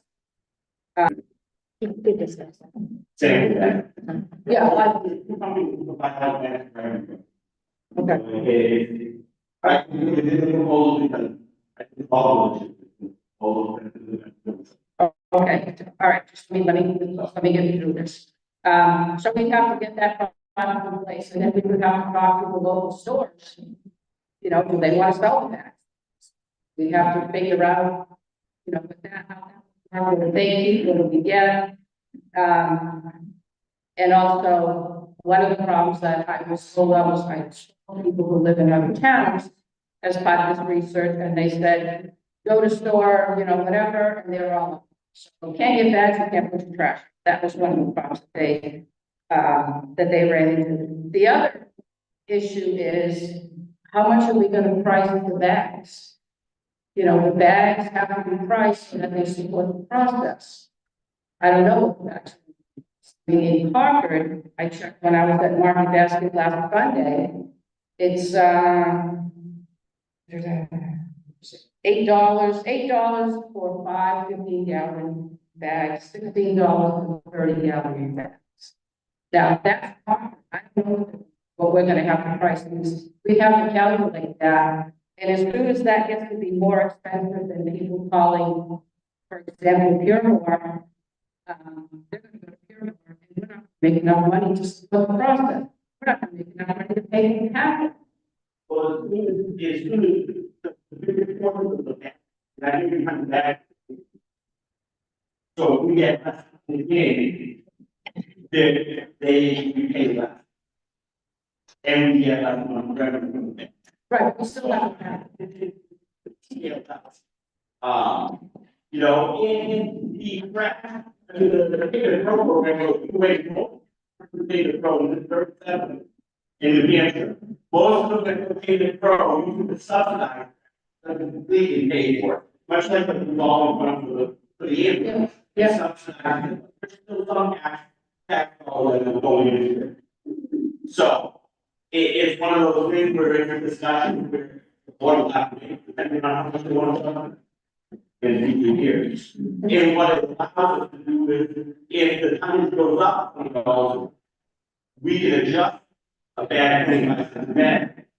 And cover the need, so it's not affecting so much the tax rate as it is the user and the user fee that's involved. Yeah, okay, yeah, I get that, thanks, Chad. So, even with this, you know, with this option 4,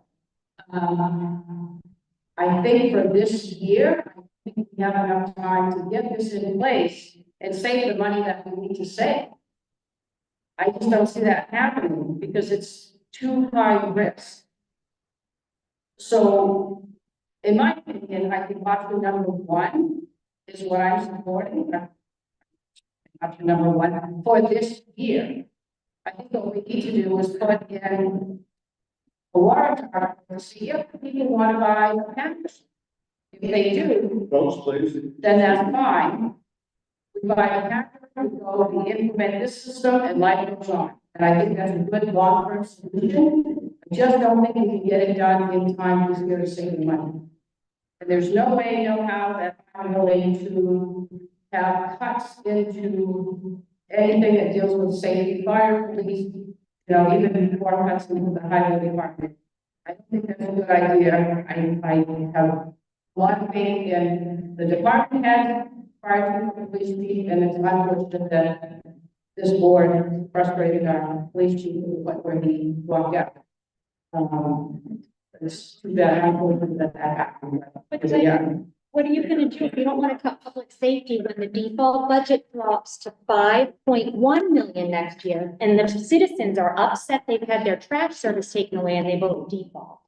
Because then the trash will already have been cut and you will be looking at 377,000 that's gonna hit safety. It's gonna force weight. I'm talking about $1,000 from the fire department and $89,000 for PD. If we go option 4, and it keeps our default, the 5.5, so there's no chance of this coming up again next year. But if you make this decision, I just want to make sure you're aware. Default will be 5.1, the voters will go. I have no way of knowing that. So if we go with option 1 and cancel the Casella contract, does that get pulled out of the budget, and then we don't have that next year? The Casella contract is not in the default. The way contracts work, and sir, I'm gonna respectfully disagree with you.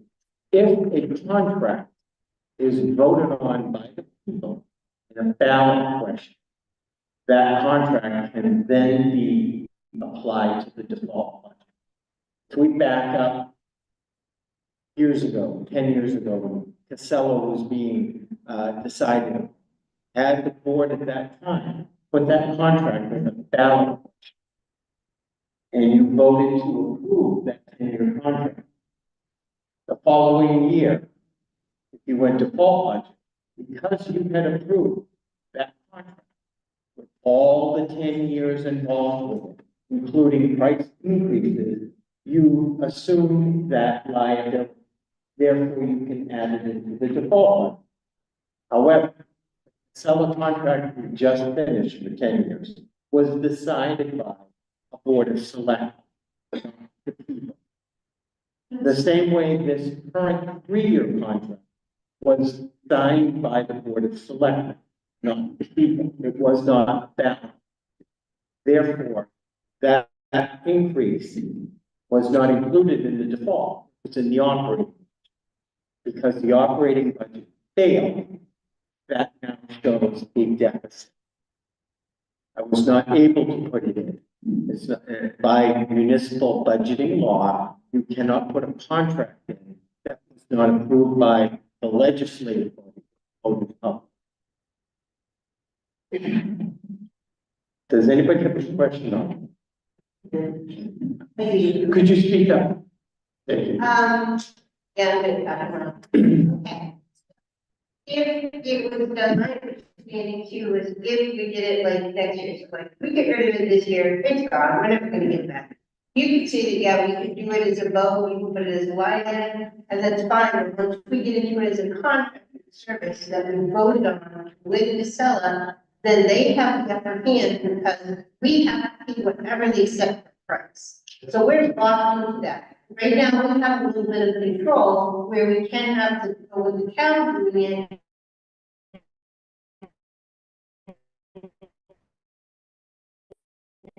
Either in line 4, if we do up the budget and what's already been allotted for us, we're not going to do that. Unless we, as you say, yeah, we can put it in the line item, we can do it as a contract, but then we're locked into whatever we can sell it, we're at their mercy. Whatever.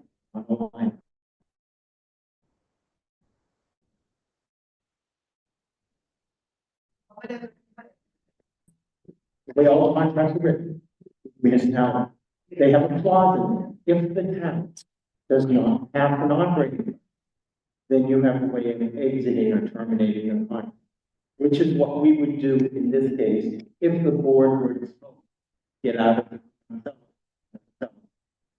But then again, we would lose the service.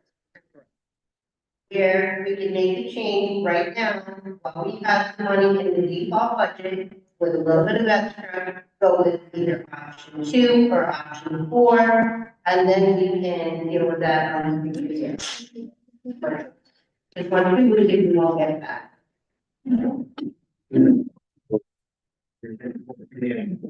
Go ahead, please.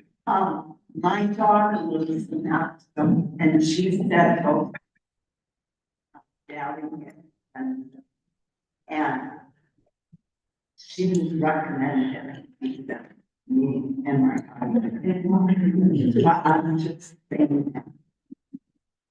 For us, the bags could start at 3 and be adjusted if we need to. And we don't have to use the bags. Someone on Facebook had come up with a really good idea of totes instead, so that people can use their own bags that are quality, so they're not the ones falling apart, you don't have to go buy them in writing. You can use your own bags that you like using, and we can sell the tags instead.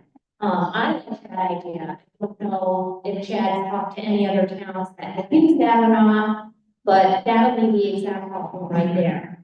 Diane spoke about the revolving fund, and yes, in this year, but our job as the board of selectmen is not to just look at the current year. We need to look at how the decisions we're making affect the future, the strategic goal we have, what we're working towards as a community. And if we miss this, our default budget will lower to the 5.1. We will see severe cuts next year because I don't think our citizens are going to be very happy about having lost that service. If we go this way, we don't have that all fund in year one. We do in future years. It starts making our tax credit sustainable. So to me, it's that one is a benefit. It's not a detriment. You know what I'm afraid of? And people are in the world be abroad or whatever, if we move and yes,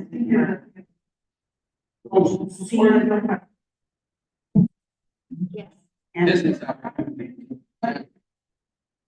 Yes, and if that tends to lower property values over time. So not only could this potentially hurt you tax wise, but it can also lower your property value. When it's lower, tax rates go up because you're still trying to raise the same amount of money. So if we make a decision that lowers the town's property values, you're essentially going to have an asset part less, and you're going to be paying the same amount of taxes. It's just all the money out the door because it's all on the rate side of the equation instead of the tax. So that's another big loss to the people that.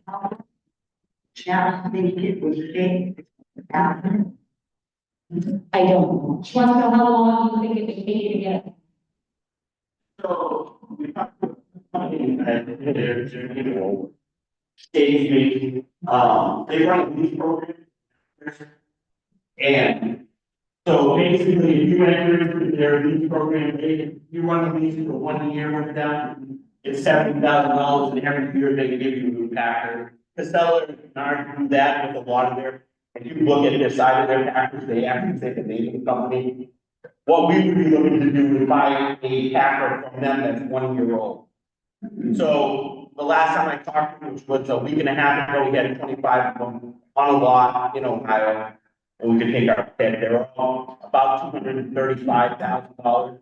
And, I mean, So you could have it within a couple of weeks? it would, the longest portion of it would be the going through finance with tax exempt leasing. That would be the longest part of the process, would be to actually secure the loan. How long do you think allocate to get the money? Probably a month and a half. Is that gonna still? So all those proposals, all those options, no savings numbers, all start with us doing something different as of July 1st. Oh, So I took the time for those options because I knew it was gonna, I was hoping it wasn't gonna take this much time to make a decision, but I knew there was time that we needed in order to pivot. so from now until July, we'll. The seller would continue.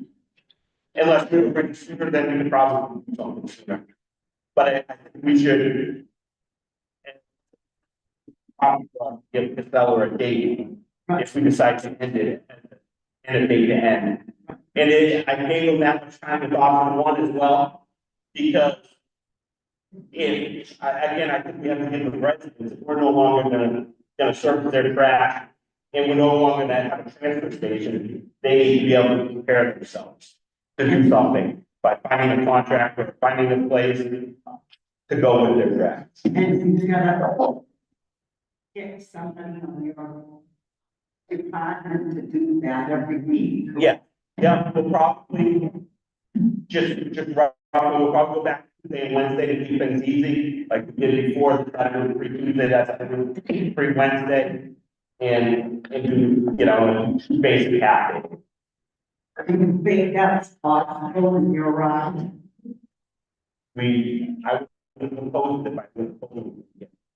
Yeah, I would agree. So is that you guys gonna be picking up the house? Yeah. Or Yeah. then you gotta buy it, and yeah, then where that, they come off.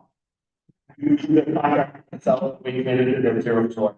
So we already have a contract with the seller, and you wanna end the contract with the seller, and start another. I'm hoping that they'll continue to allow us to pick up trash now, and I'm hoping they'll continue they'll honor the same numbers and continue to take up. But there's multiple. Okay, please remember, it's a business meeting here. I know, I just want to know if you have to buy down. When you're here, go ahead. Go ahead. Have to buy down. Yes, you would have to buy beer. So what we would be looking for, it would be, we'd be looking for in the first 3 months of us taking over, you go into those same total percent. We could provide you with a list of contract, or a list of people that sell them. That way, we wouldn't have to dump them physically. They would be pushed in the back of the truck would pick them up, put them in the back, put them back down, and wheel them back to the curb. On the same idea we have now. On this, yes, How much will these guys do? they're gonna run between 45 and 75, depending on the vendor. Now, is that a contract or buying outright? Those are Bosch, those will be yours.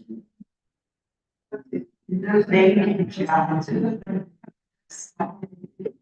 If the seller is free, if the seller, we end this contract with the seller, they're coming back. Because recycling, if we do either option 2 or 4, or yeah, except for one, recycling will still be available at. Thank you, John. Thank you so much.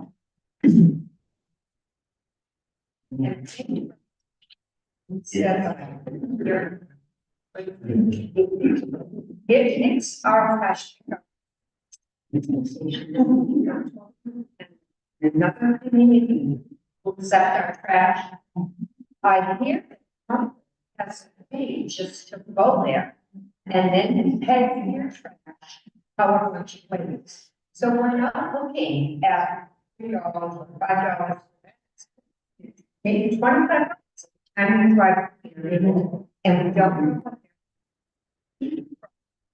People it's going to be difficult and for the elderly people, many of them get there. Most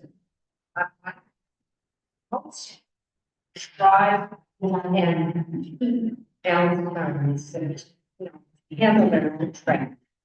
And maybe people won't have to, if the town can't go far, then maybe the town's going to our own transfer station. But they're definitely going to mind. It's hard. And it's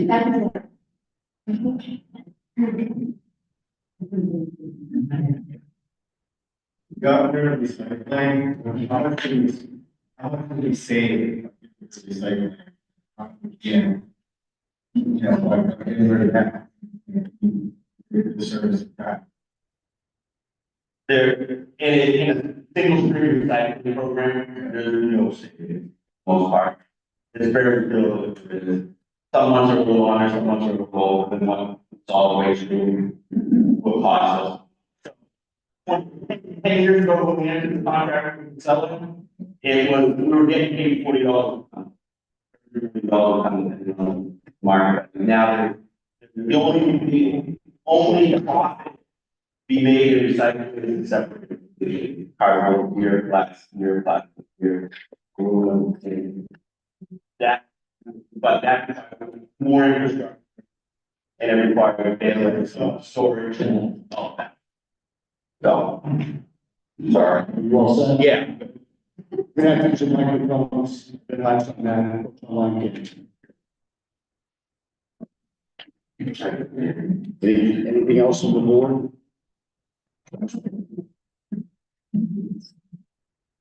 else? I'd like to take the time and explain the decision I arrived at. Got it. I look at where our breadth of safety services have come from where they were a few years ago. We have a Hillsbrook, we have, as well as, by the way, it wants to build again in our town. They depend heavily on safety services, particularly the ambulance. We took over the ambulance, as the chief said, to save the town money, which we're doing. Some of the board members here see things a little different, which is not unusual. I don't agree with some of Kathleen's assumptions and items. There's some other board members who don't either. Police chief didn't agree with a lot of them, neither did the fire chief. Here's my concern. We're in here arguing against. We have to save money. We don't have as much money as we have here. Are we gonna sacrifice potentially and set down slowly? It could definitely affect our safety services, police, fire, and EMS. Are we willing to fight? Pick up? Yes. One thing, no loss of coverage, no loss of officers, no loss. When the people that work with those need that there's enough in the town don't wanna take care of them, don't wanna give them raises, they will leave, and like you said, it costs more to take on the employee. It does. And to take somebody's job and livelihood trash is. Oh, no, a job being lost either way. I don't think you realize that. If we go option one, our transfer station attendant that was here will be losing her job. If we go option four, then the police prosecutor position won't be cut. It'll be changed from full-time. And this is only possibly because I actually found $150,000 more in potential reductions than we need. So if every reduction that I offer, that would cost, so potentially we don't even have to take the $1,000 out of the fire department. We don't even have to take the prosecutor, and we could still afford to keep trash without touching safety. Yeah.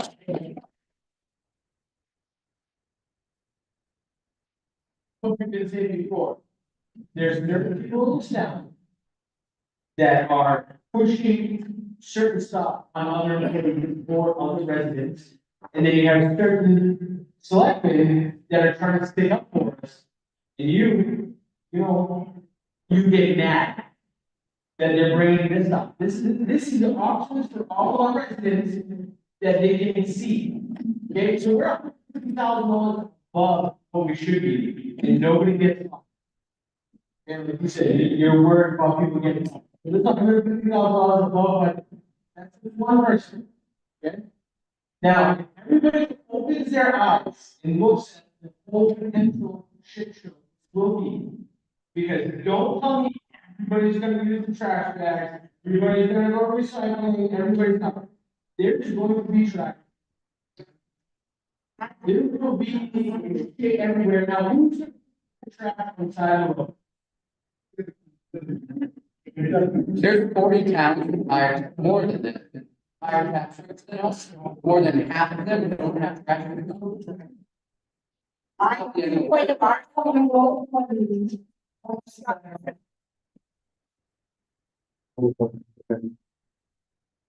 a question for the lady, you know, mind.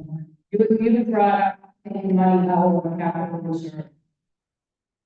Is that enough money to get us to where we need to be, in your opinion, or is, are we still at this? I'm not going to risk in any way, shape, or form, fire.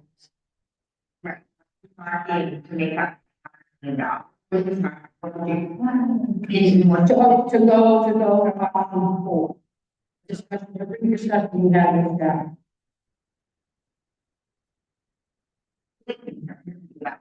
War is that I believe we're going to be able to get into a preferential. And I don't know if we want to incur understand. Okay. That, and I don't even know, and this would be a question for John.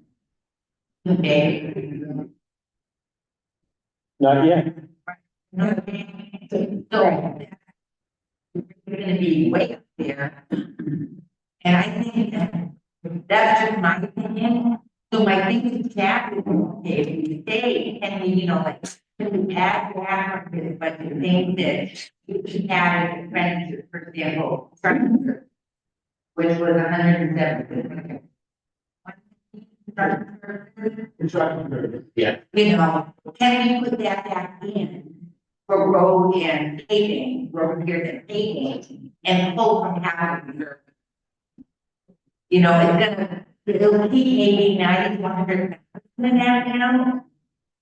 But you know, once you get these accounts up, then it's hard to kind of start to do them. But I really think my biggest thing, you know, is 10 years more than that. I'm not sure that we can, you know. That's my concern, and are we gonna do that? It's gonna depend on the audit. The audit for 2024 is in progress. 2023 is not.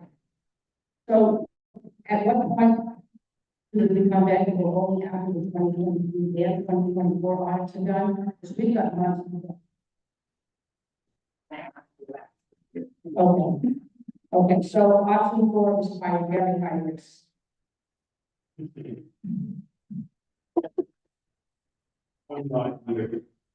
This half year, in 2024, they gave the highway department a lease purchase for a dump truck. They gave the fire department a lease purchase for their fire truck. And they gave the police department a lease purchase for their cruiser. So we contacted that leasing. I said, we don't have an audit. They said, we work with the town, we know. The owner that started the business was the gentleman I talked to. And he's like, yes, no, we've been working with that now since I started the business.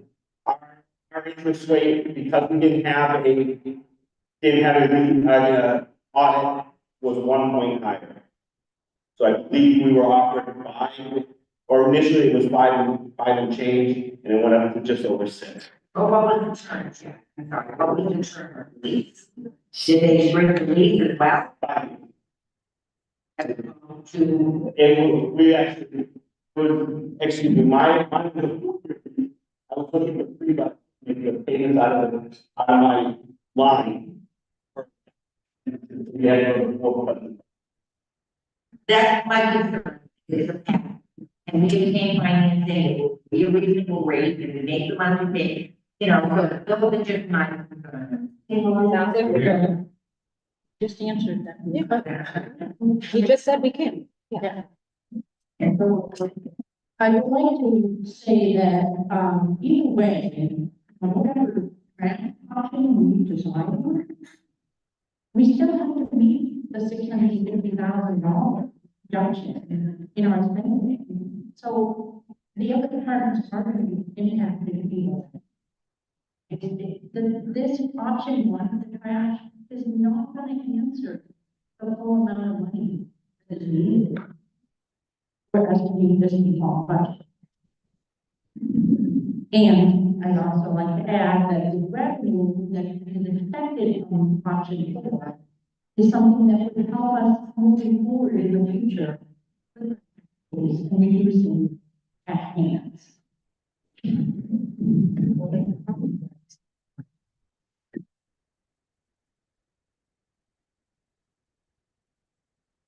Any other comments on the I've said everything I wanted to say. I think it's like another one. Over the years that I've been involved in municipal government, I don't know how many times I tried to get this. They were on the brink of making a really bad decision, and I just want to point out. More time. Next to it.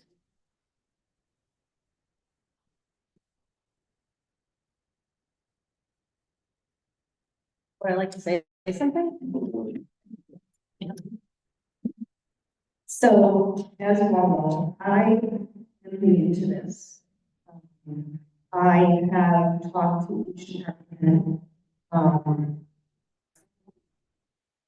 I was looking at option 4, absolutely, because I do think that Israel, something that would benefit town in the long run would be good.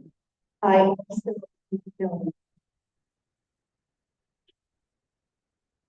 that I don't want to sacrifice people's jobs. I think first and foremost, we want to represent people. But I think that a lot of people that work in our town, they do a great job there.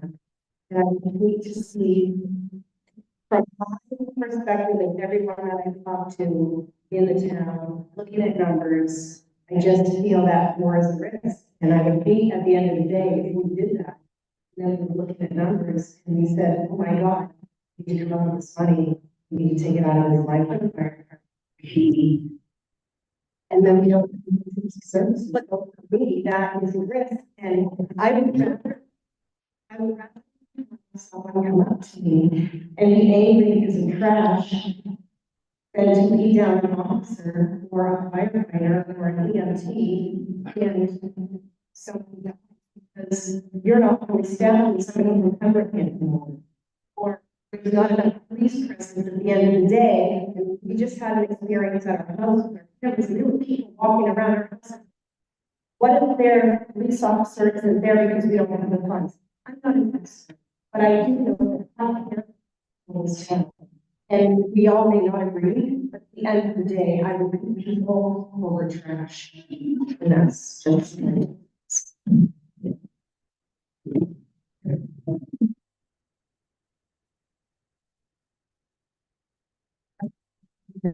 And the possibility that we might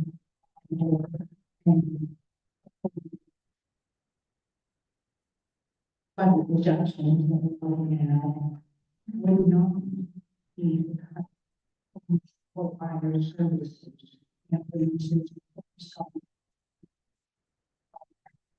Even when we are going to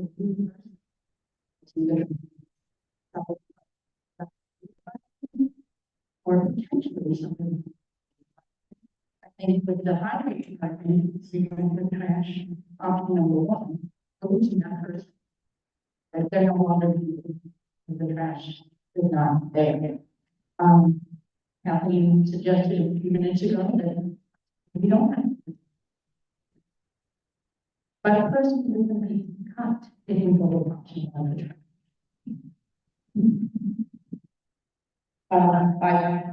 I have no intention of telling the police department how to run their department. When they say they need something, they need it. When fire service needs something, they need it. I'm really not willing to sacrifice impact. Even some people won't lose their job, the message they're getting is that we want to keep trash as opposed to secure budgets of the safety departments. I have one, I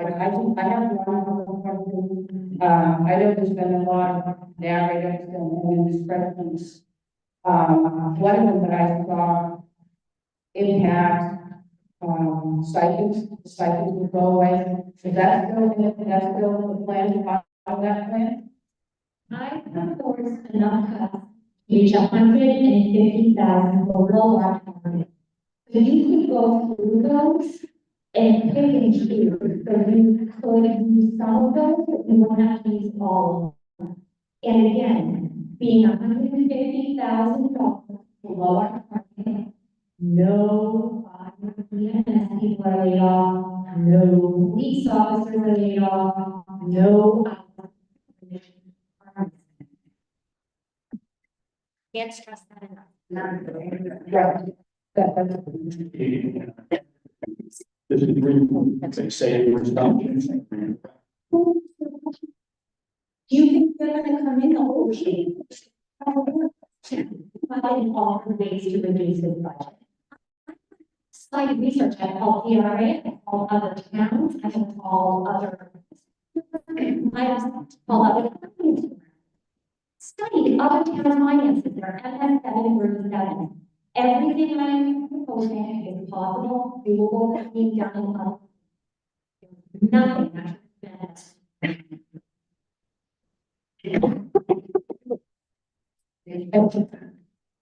That's the case. That's the case, I'm sorry, to get laid off because we got traffic pickup. That's impossible. The boat chiefs know who's good and who's not good. And they do it themselves, not the you guys. They have a good department and they're doing a great job. So is the police department. What are they worried about? They're doing a great job, and people can say that, but what's wrong with us not getting our job done? In my whole life, I've never gone without my traffic. My father lived here his whole life, and God rest his soul, he never went without traffic. That's unsanitary. They're gonna drop it all over the place. And that's my opinion. Point of order. And I would like to This is out of control. We understand, we've all been used to trash pickup, so have I, I've lived here my whole life. Times are changing, the world is changing, we've got good trash now, and my trash is going to get. People are buying stuff from Amazon, you go buy household, half a dozen boxes a day. There's gonna be a lot more trash. We need to make sure that we do what's best, and we don't let trash take over our entire budget. I mean, there are services around, a lot of towns do it. You can hire somebody or, you know, what.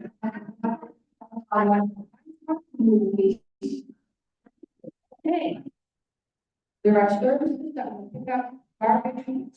I personally spoke with the people that turn more for $49 a month, and then you can get a 10% discount for your veteran, if you're over 55, if you sign up for a year, it comes to $40 a month, unlimited debt. We have no recourse, not even have transportation for our own transport.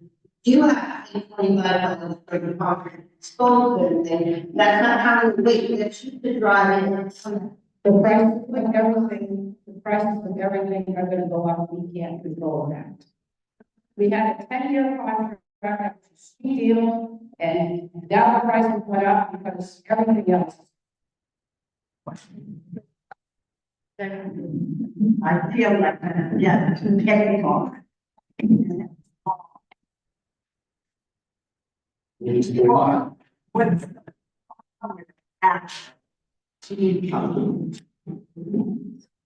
Please, Louise. Move to the question. Okay, I'll make a motion. I make a motion to terminate the contract with Casella curbside trash pickup effective May 17th, 2025. I second it. Any discussion? Do we have a date? She said May 17th. May 17th. I second it. All in favor? Yeah, we didn't know. Diane, yes. Laura, I. Sorry, folks. No, To get rid of.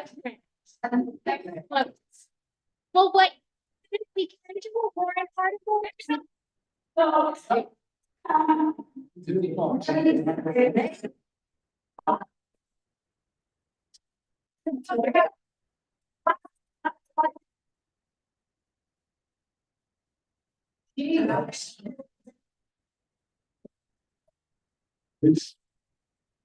I have another motion. I make a motion.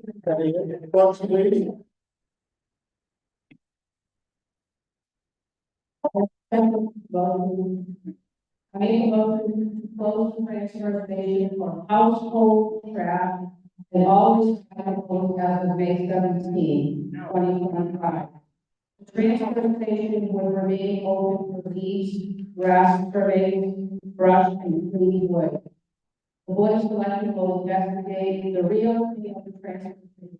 Most recyclable materials are net and crop. I second it. All in favor? Trish, no. Kathleen, no. Diane, I. Laura, I.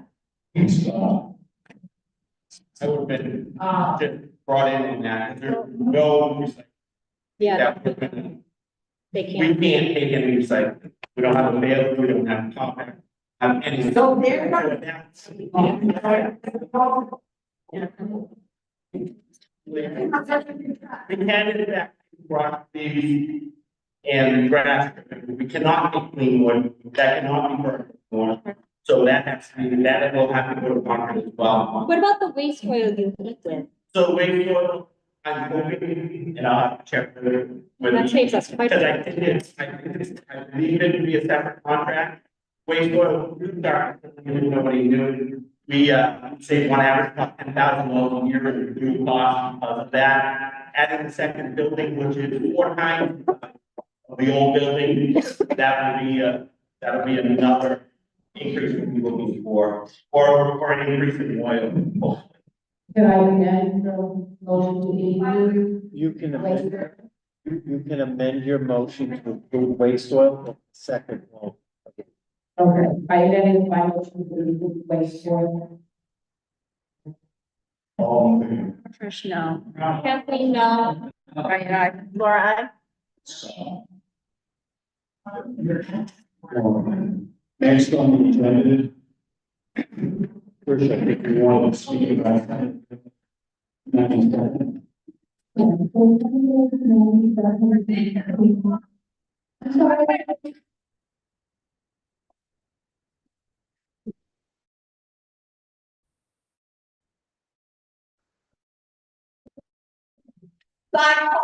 Then we, so I don't know.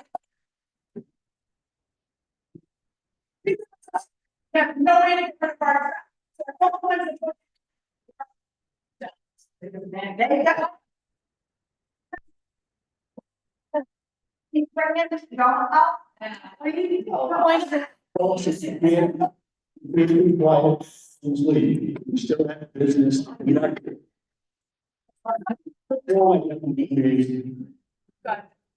Yeah, to that. Every time I Scott, point of order. Let's go to Trish, you were gonna talk about. I would like to speak on the next law. Okay, I thank you. Not by kind of, and please leave it alone.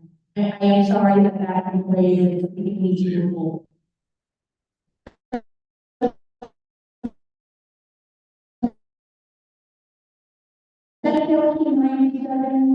Bristol and shared information with the I'm proposing that the board and the letter our desire for this panel on the knowledge to the and John, this is how that could be impactful to us and what.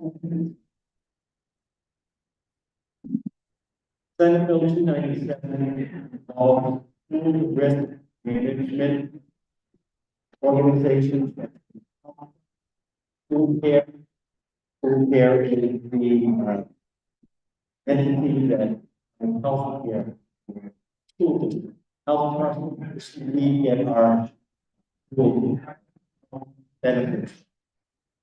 With this Senate bill, we allege that costs will be passed on to the municipality. Some of these entities will either cease to exist or forcing us to go elsewhere. I think in summary, that's what I understand. When a a deficit occurs, the town will be funding. Whereas right now, from Virginia, modifying that. So at the beginning of our annual contracts. We have that many. This is really a situation where we be patient with the information. We have, can put in that the cost, the money that we have for. How likely is that?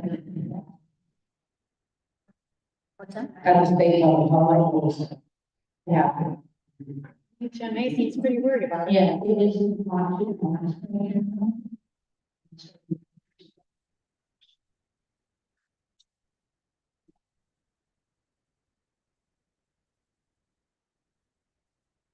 I provided you all with information and that really goes through it in more detail.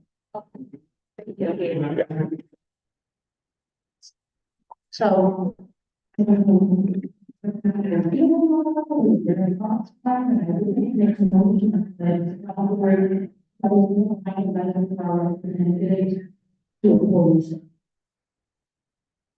Yeah, All of it. that's right now. Diana, you are. It's, yes, all of our representatives. Yes. Okay. Make a motion to. Now, even when we on last time we jumped up. Oh. This is, this is.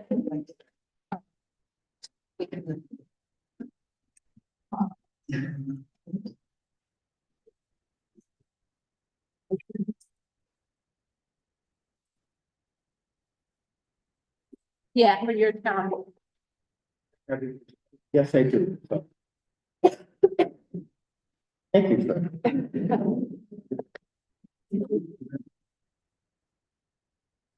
In the second. In the signature. And you're going to get a letter. When you sign, we on behalf of Rita. Recently, or she recently. A public deposit investment board. Which short is PDA. And what it is an ability for this town to put some savings. It's currently 37. Previously. It was as high as 7 years ago. She was able to verify that. From that. Over something. We believe for school payment. The right time and the right amount, and she was able to see the withdrawal. Positive into the general. So as long as we can track. Positive and I feel secure that. Properly with that amount, it sounds like school. So the two people that are on that. So it renders us able to.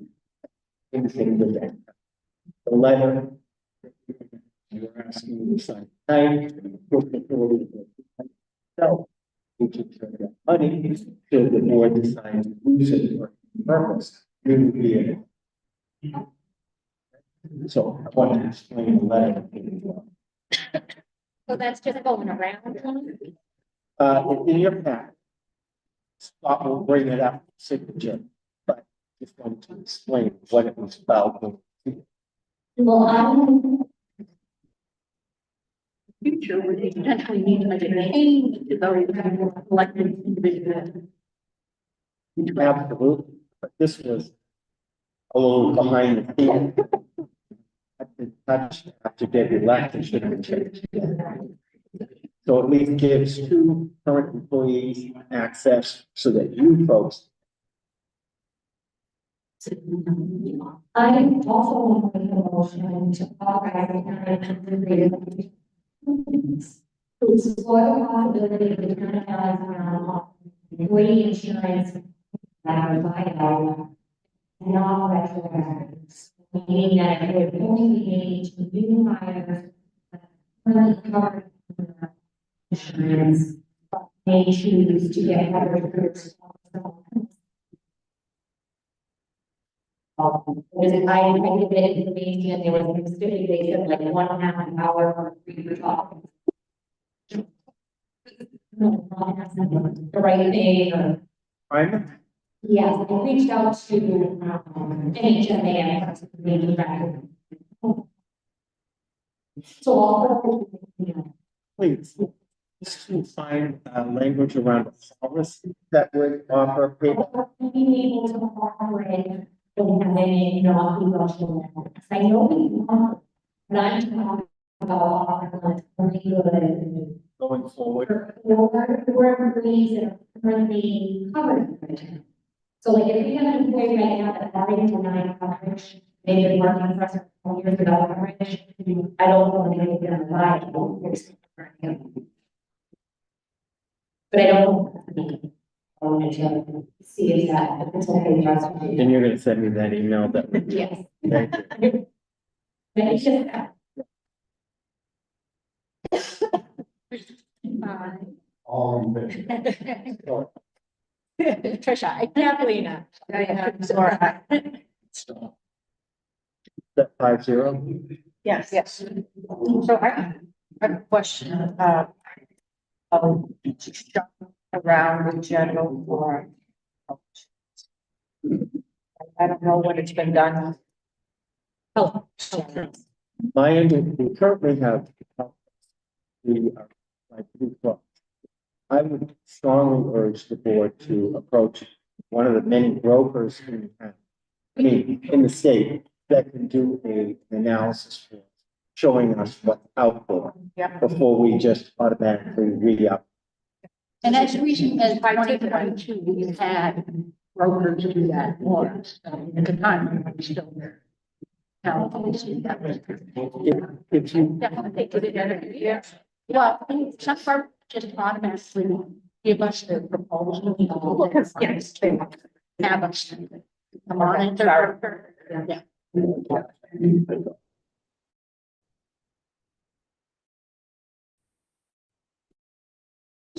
Yeah, I thought this. Insurance is going to change, overnight, the state.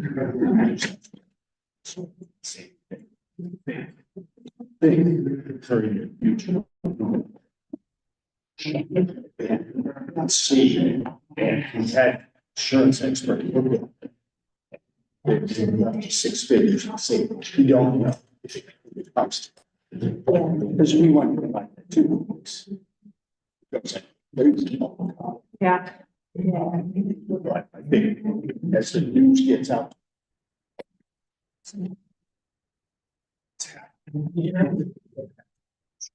John, do you have input on that? what I would like to, what is allow me to reach out to know.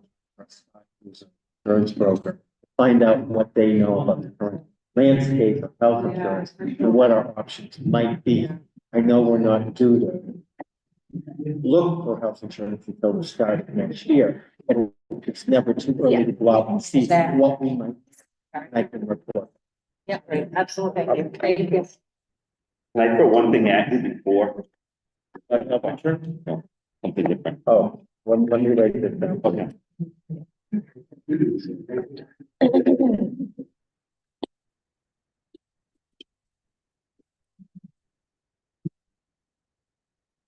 I didn't look deep enough into the contract with Casella, and I don't know if you did. Do we have to give them a specific number of days? Like, a 90-day termination, 60 days?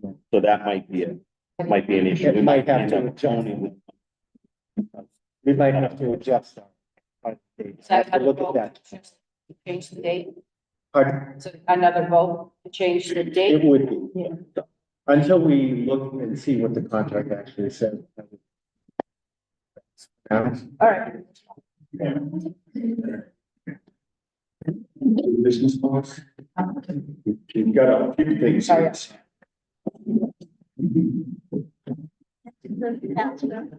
Yes. There's only one set of non-public. Not anything. It's been a quick turnaround from the last meeting, this meeting. So we're, no other business, you ready to go into the next thing? Okay, make a motion to ratify the consent calendar of April 14, 2025. All in favor? Tricia, Kathleen, I, Diana, Laura. make a motion to approve the 2025 check manifest batch number 113. I'll second that. All in favor? Tricia, Kathleen, I, Diana, Laura. that's going around, so I'll wait a minute to do that. Oh, this is.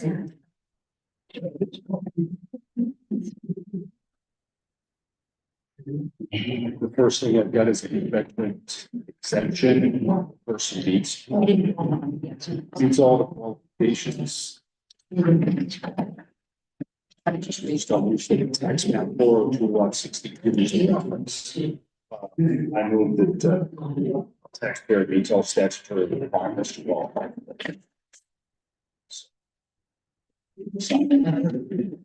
Single amount of. Yeah. Open exemption. Right. We just looked at it and Oh, so. I'm like, nobody's. Like,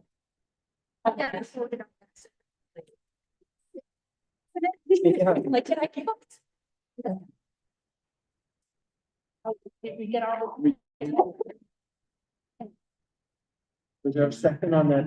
I think It's on the Details second page. Yeah, Top. yeah, it's in the amount of. Okay, you said that. There. You were on other side. Kathleen, I have a cool. Diana. Laura, I can't hear. Veterans tax exemption. Okay. Meets all the requirements for both. Oh, Laura. Sorry. Oh, no. Second is, oh, that's right, maybe son.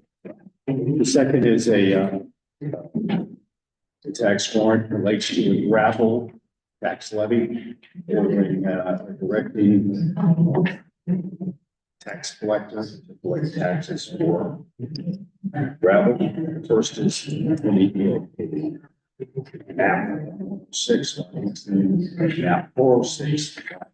In total amount of $1,355.42. Second that motion. Would you like to do? Yeah. Thank you, I appreciate that. This one. Just so it's right. I did second that motion. Look at that. Oh, on that. On the text. Oh. You seconded it? Yeah, but he was passing it around for a special like that to see. It's just something. I know what you're at. So the next letter you're going to see was a template sent to us by Avatar. This is put on our letter, so we address it to Eversource, allowing them to release information to Avatar so that they can assess Eversource property within our town. Makes sense. So Yeah. I didn't write it, Avatar did. You folks need to sign it. All right, well, let's finish that one. Let's give Diane, because there's an emotion in a second on that one, so, for this one, yeah.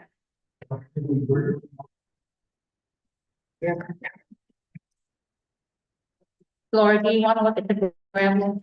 Yeah, please. Yep, let me just put it here. We make our vote.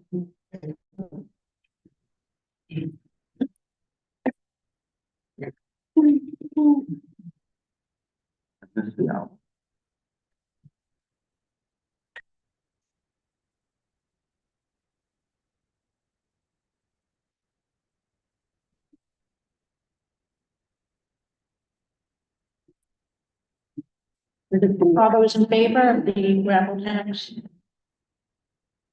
close. Laura, oh, I didn't know if we all did it. No, We did a motion in a second, we didn't vote. so are you saying aye? Oh, Kathleen, aye. Laura, Let's go. We get confused when we do it that way.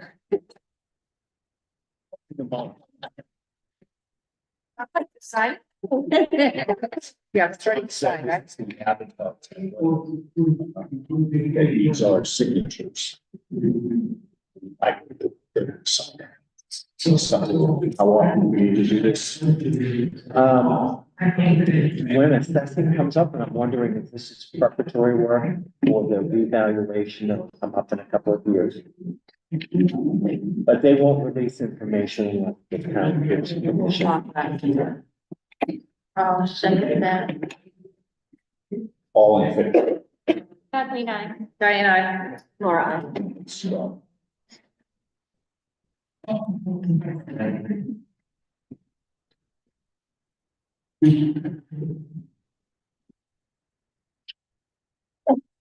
it's 2:30. The next document you're going to see is the MS 232. Department of Revenue Administration document. What this actually represents are the appropriations as voted. So it's a document you prepare after a vote. It doesn't have anything to do with our next year's default. No. Okay. It confirms. I have to go in and enter how many voted to pass, how many voted to fail for each warrant article. And then this report is generated so that the Department of Revenue verifies how the vote went, what they actually have to raise and tax. This will help determine what our tax rate is in the fall. We do it every. second, All in favor? Tricia, Kathleen, aye. Diane, I, Laura, I.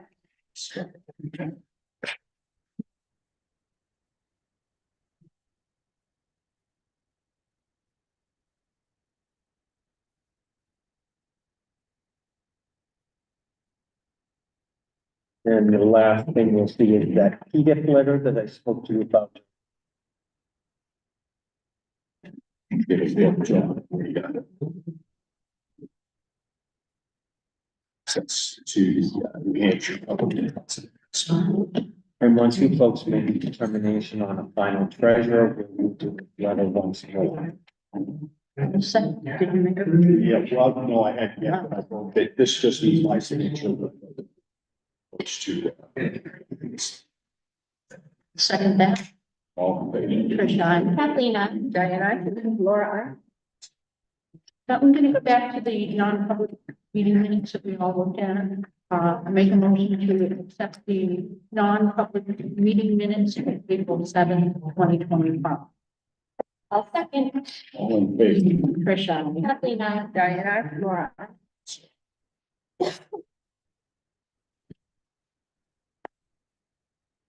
That was Tricia, Kathleen. Yes. Thank you. Any more business before the board is? I got a few, just a few quick ones. Blaine, I would too.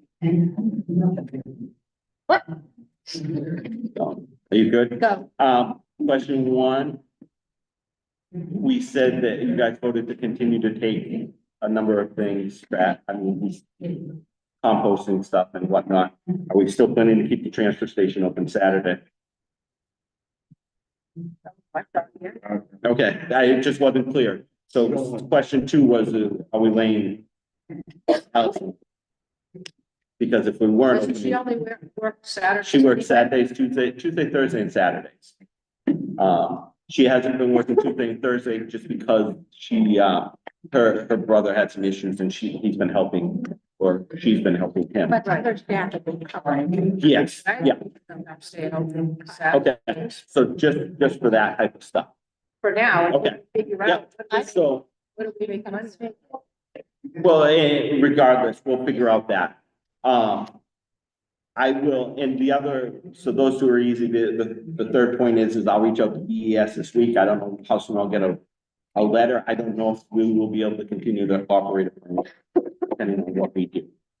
what we allow and what we don't. If we don't, if we have to close or end our permit because we're no longer taking solid waste, then what we'll do is we'll end it and we will immediately start the process.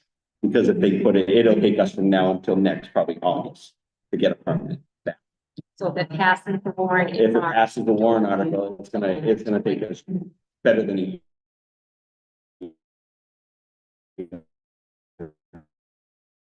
To get a permit. So Allison, other than, anything anything on a solid waste permit, so anything. John? Thank you. Oh, sorry. Would it be something to consider because of after we look at and I know Chad indicated we don't anything, taking the least net loss. Maintain that to keep our permit. So that, yeah, and well, I mean, to do that, we have to do something with dumpsters. Right. Knowing that we might have to go out and purchase a dumpster, but Right. I'm looking at the logistics of letting the permit go together. Right. Then have to Yeah. go through all the. Keep Might it bare be minimum. worth it to, even though we're operating laws, to allow the least loss to still. If you are. Yeah, maybe we can take whatever. waste goods. But I would really want to go over with Chad and find out which one is the least costly or lost to hold. And then come back to you folks. You can sort of vote on it potentially. Absolutely. So, yeah, because there's some issues out there. You forwarded to me, I sat through the class starting July 1st. Lithium batteries are mandatory to be removed from the trash. And they're gonna cause problems. And talking to Eric, he goes to multiple dumpster fires. And that's what's happening. People are throwing lithiums in the trash and they cause fires everywhere. So there are a few things that we might want to continue to take, even though it costs us money. Mercury devices. It's another one that it's devastating when it gets in the trash because it's instantly in your water. All your smoke detectors or mostly smoke detectors have uranium in them. So those have to be recycled. There's just a bunch of stuff that we do that are borderline hazardous. So, so some of that stuff. We can take that and charge it. We should So charge. I think from the time of this vote, until the time that we've set as the deadline, allow, what's your name? Chad. To really examine what we've been doing and see what we might want to hold on to or what Yep. would really benefit the residents the most, rather than stopping. Considering the permit. And then I'll report back. We'll figure something. Sounds good. Thank you. Are we gonna make a motion to adjourn? All right. I'll Move second. on. Move on. Before you do that, we have another regularly scheduled meeting next Monday. Do you want to hold on to that? You know, I'm fine with it. okay. Yeah. Just want to check. Yeah, I'd rather do that. Okay. So have to figure out where we're gonna find the rest of the money. Okay. Yes, yep, we have not solved that. Just want to put it. Yeah. So I move that we adjourn the meeting at 8:47. Second that. Tricia, I. Kathleen, I. Diane, I. Laura, I.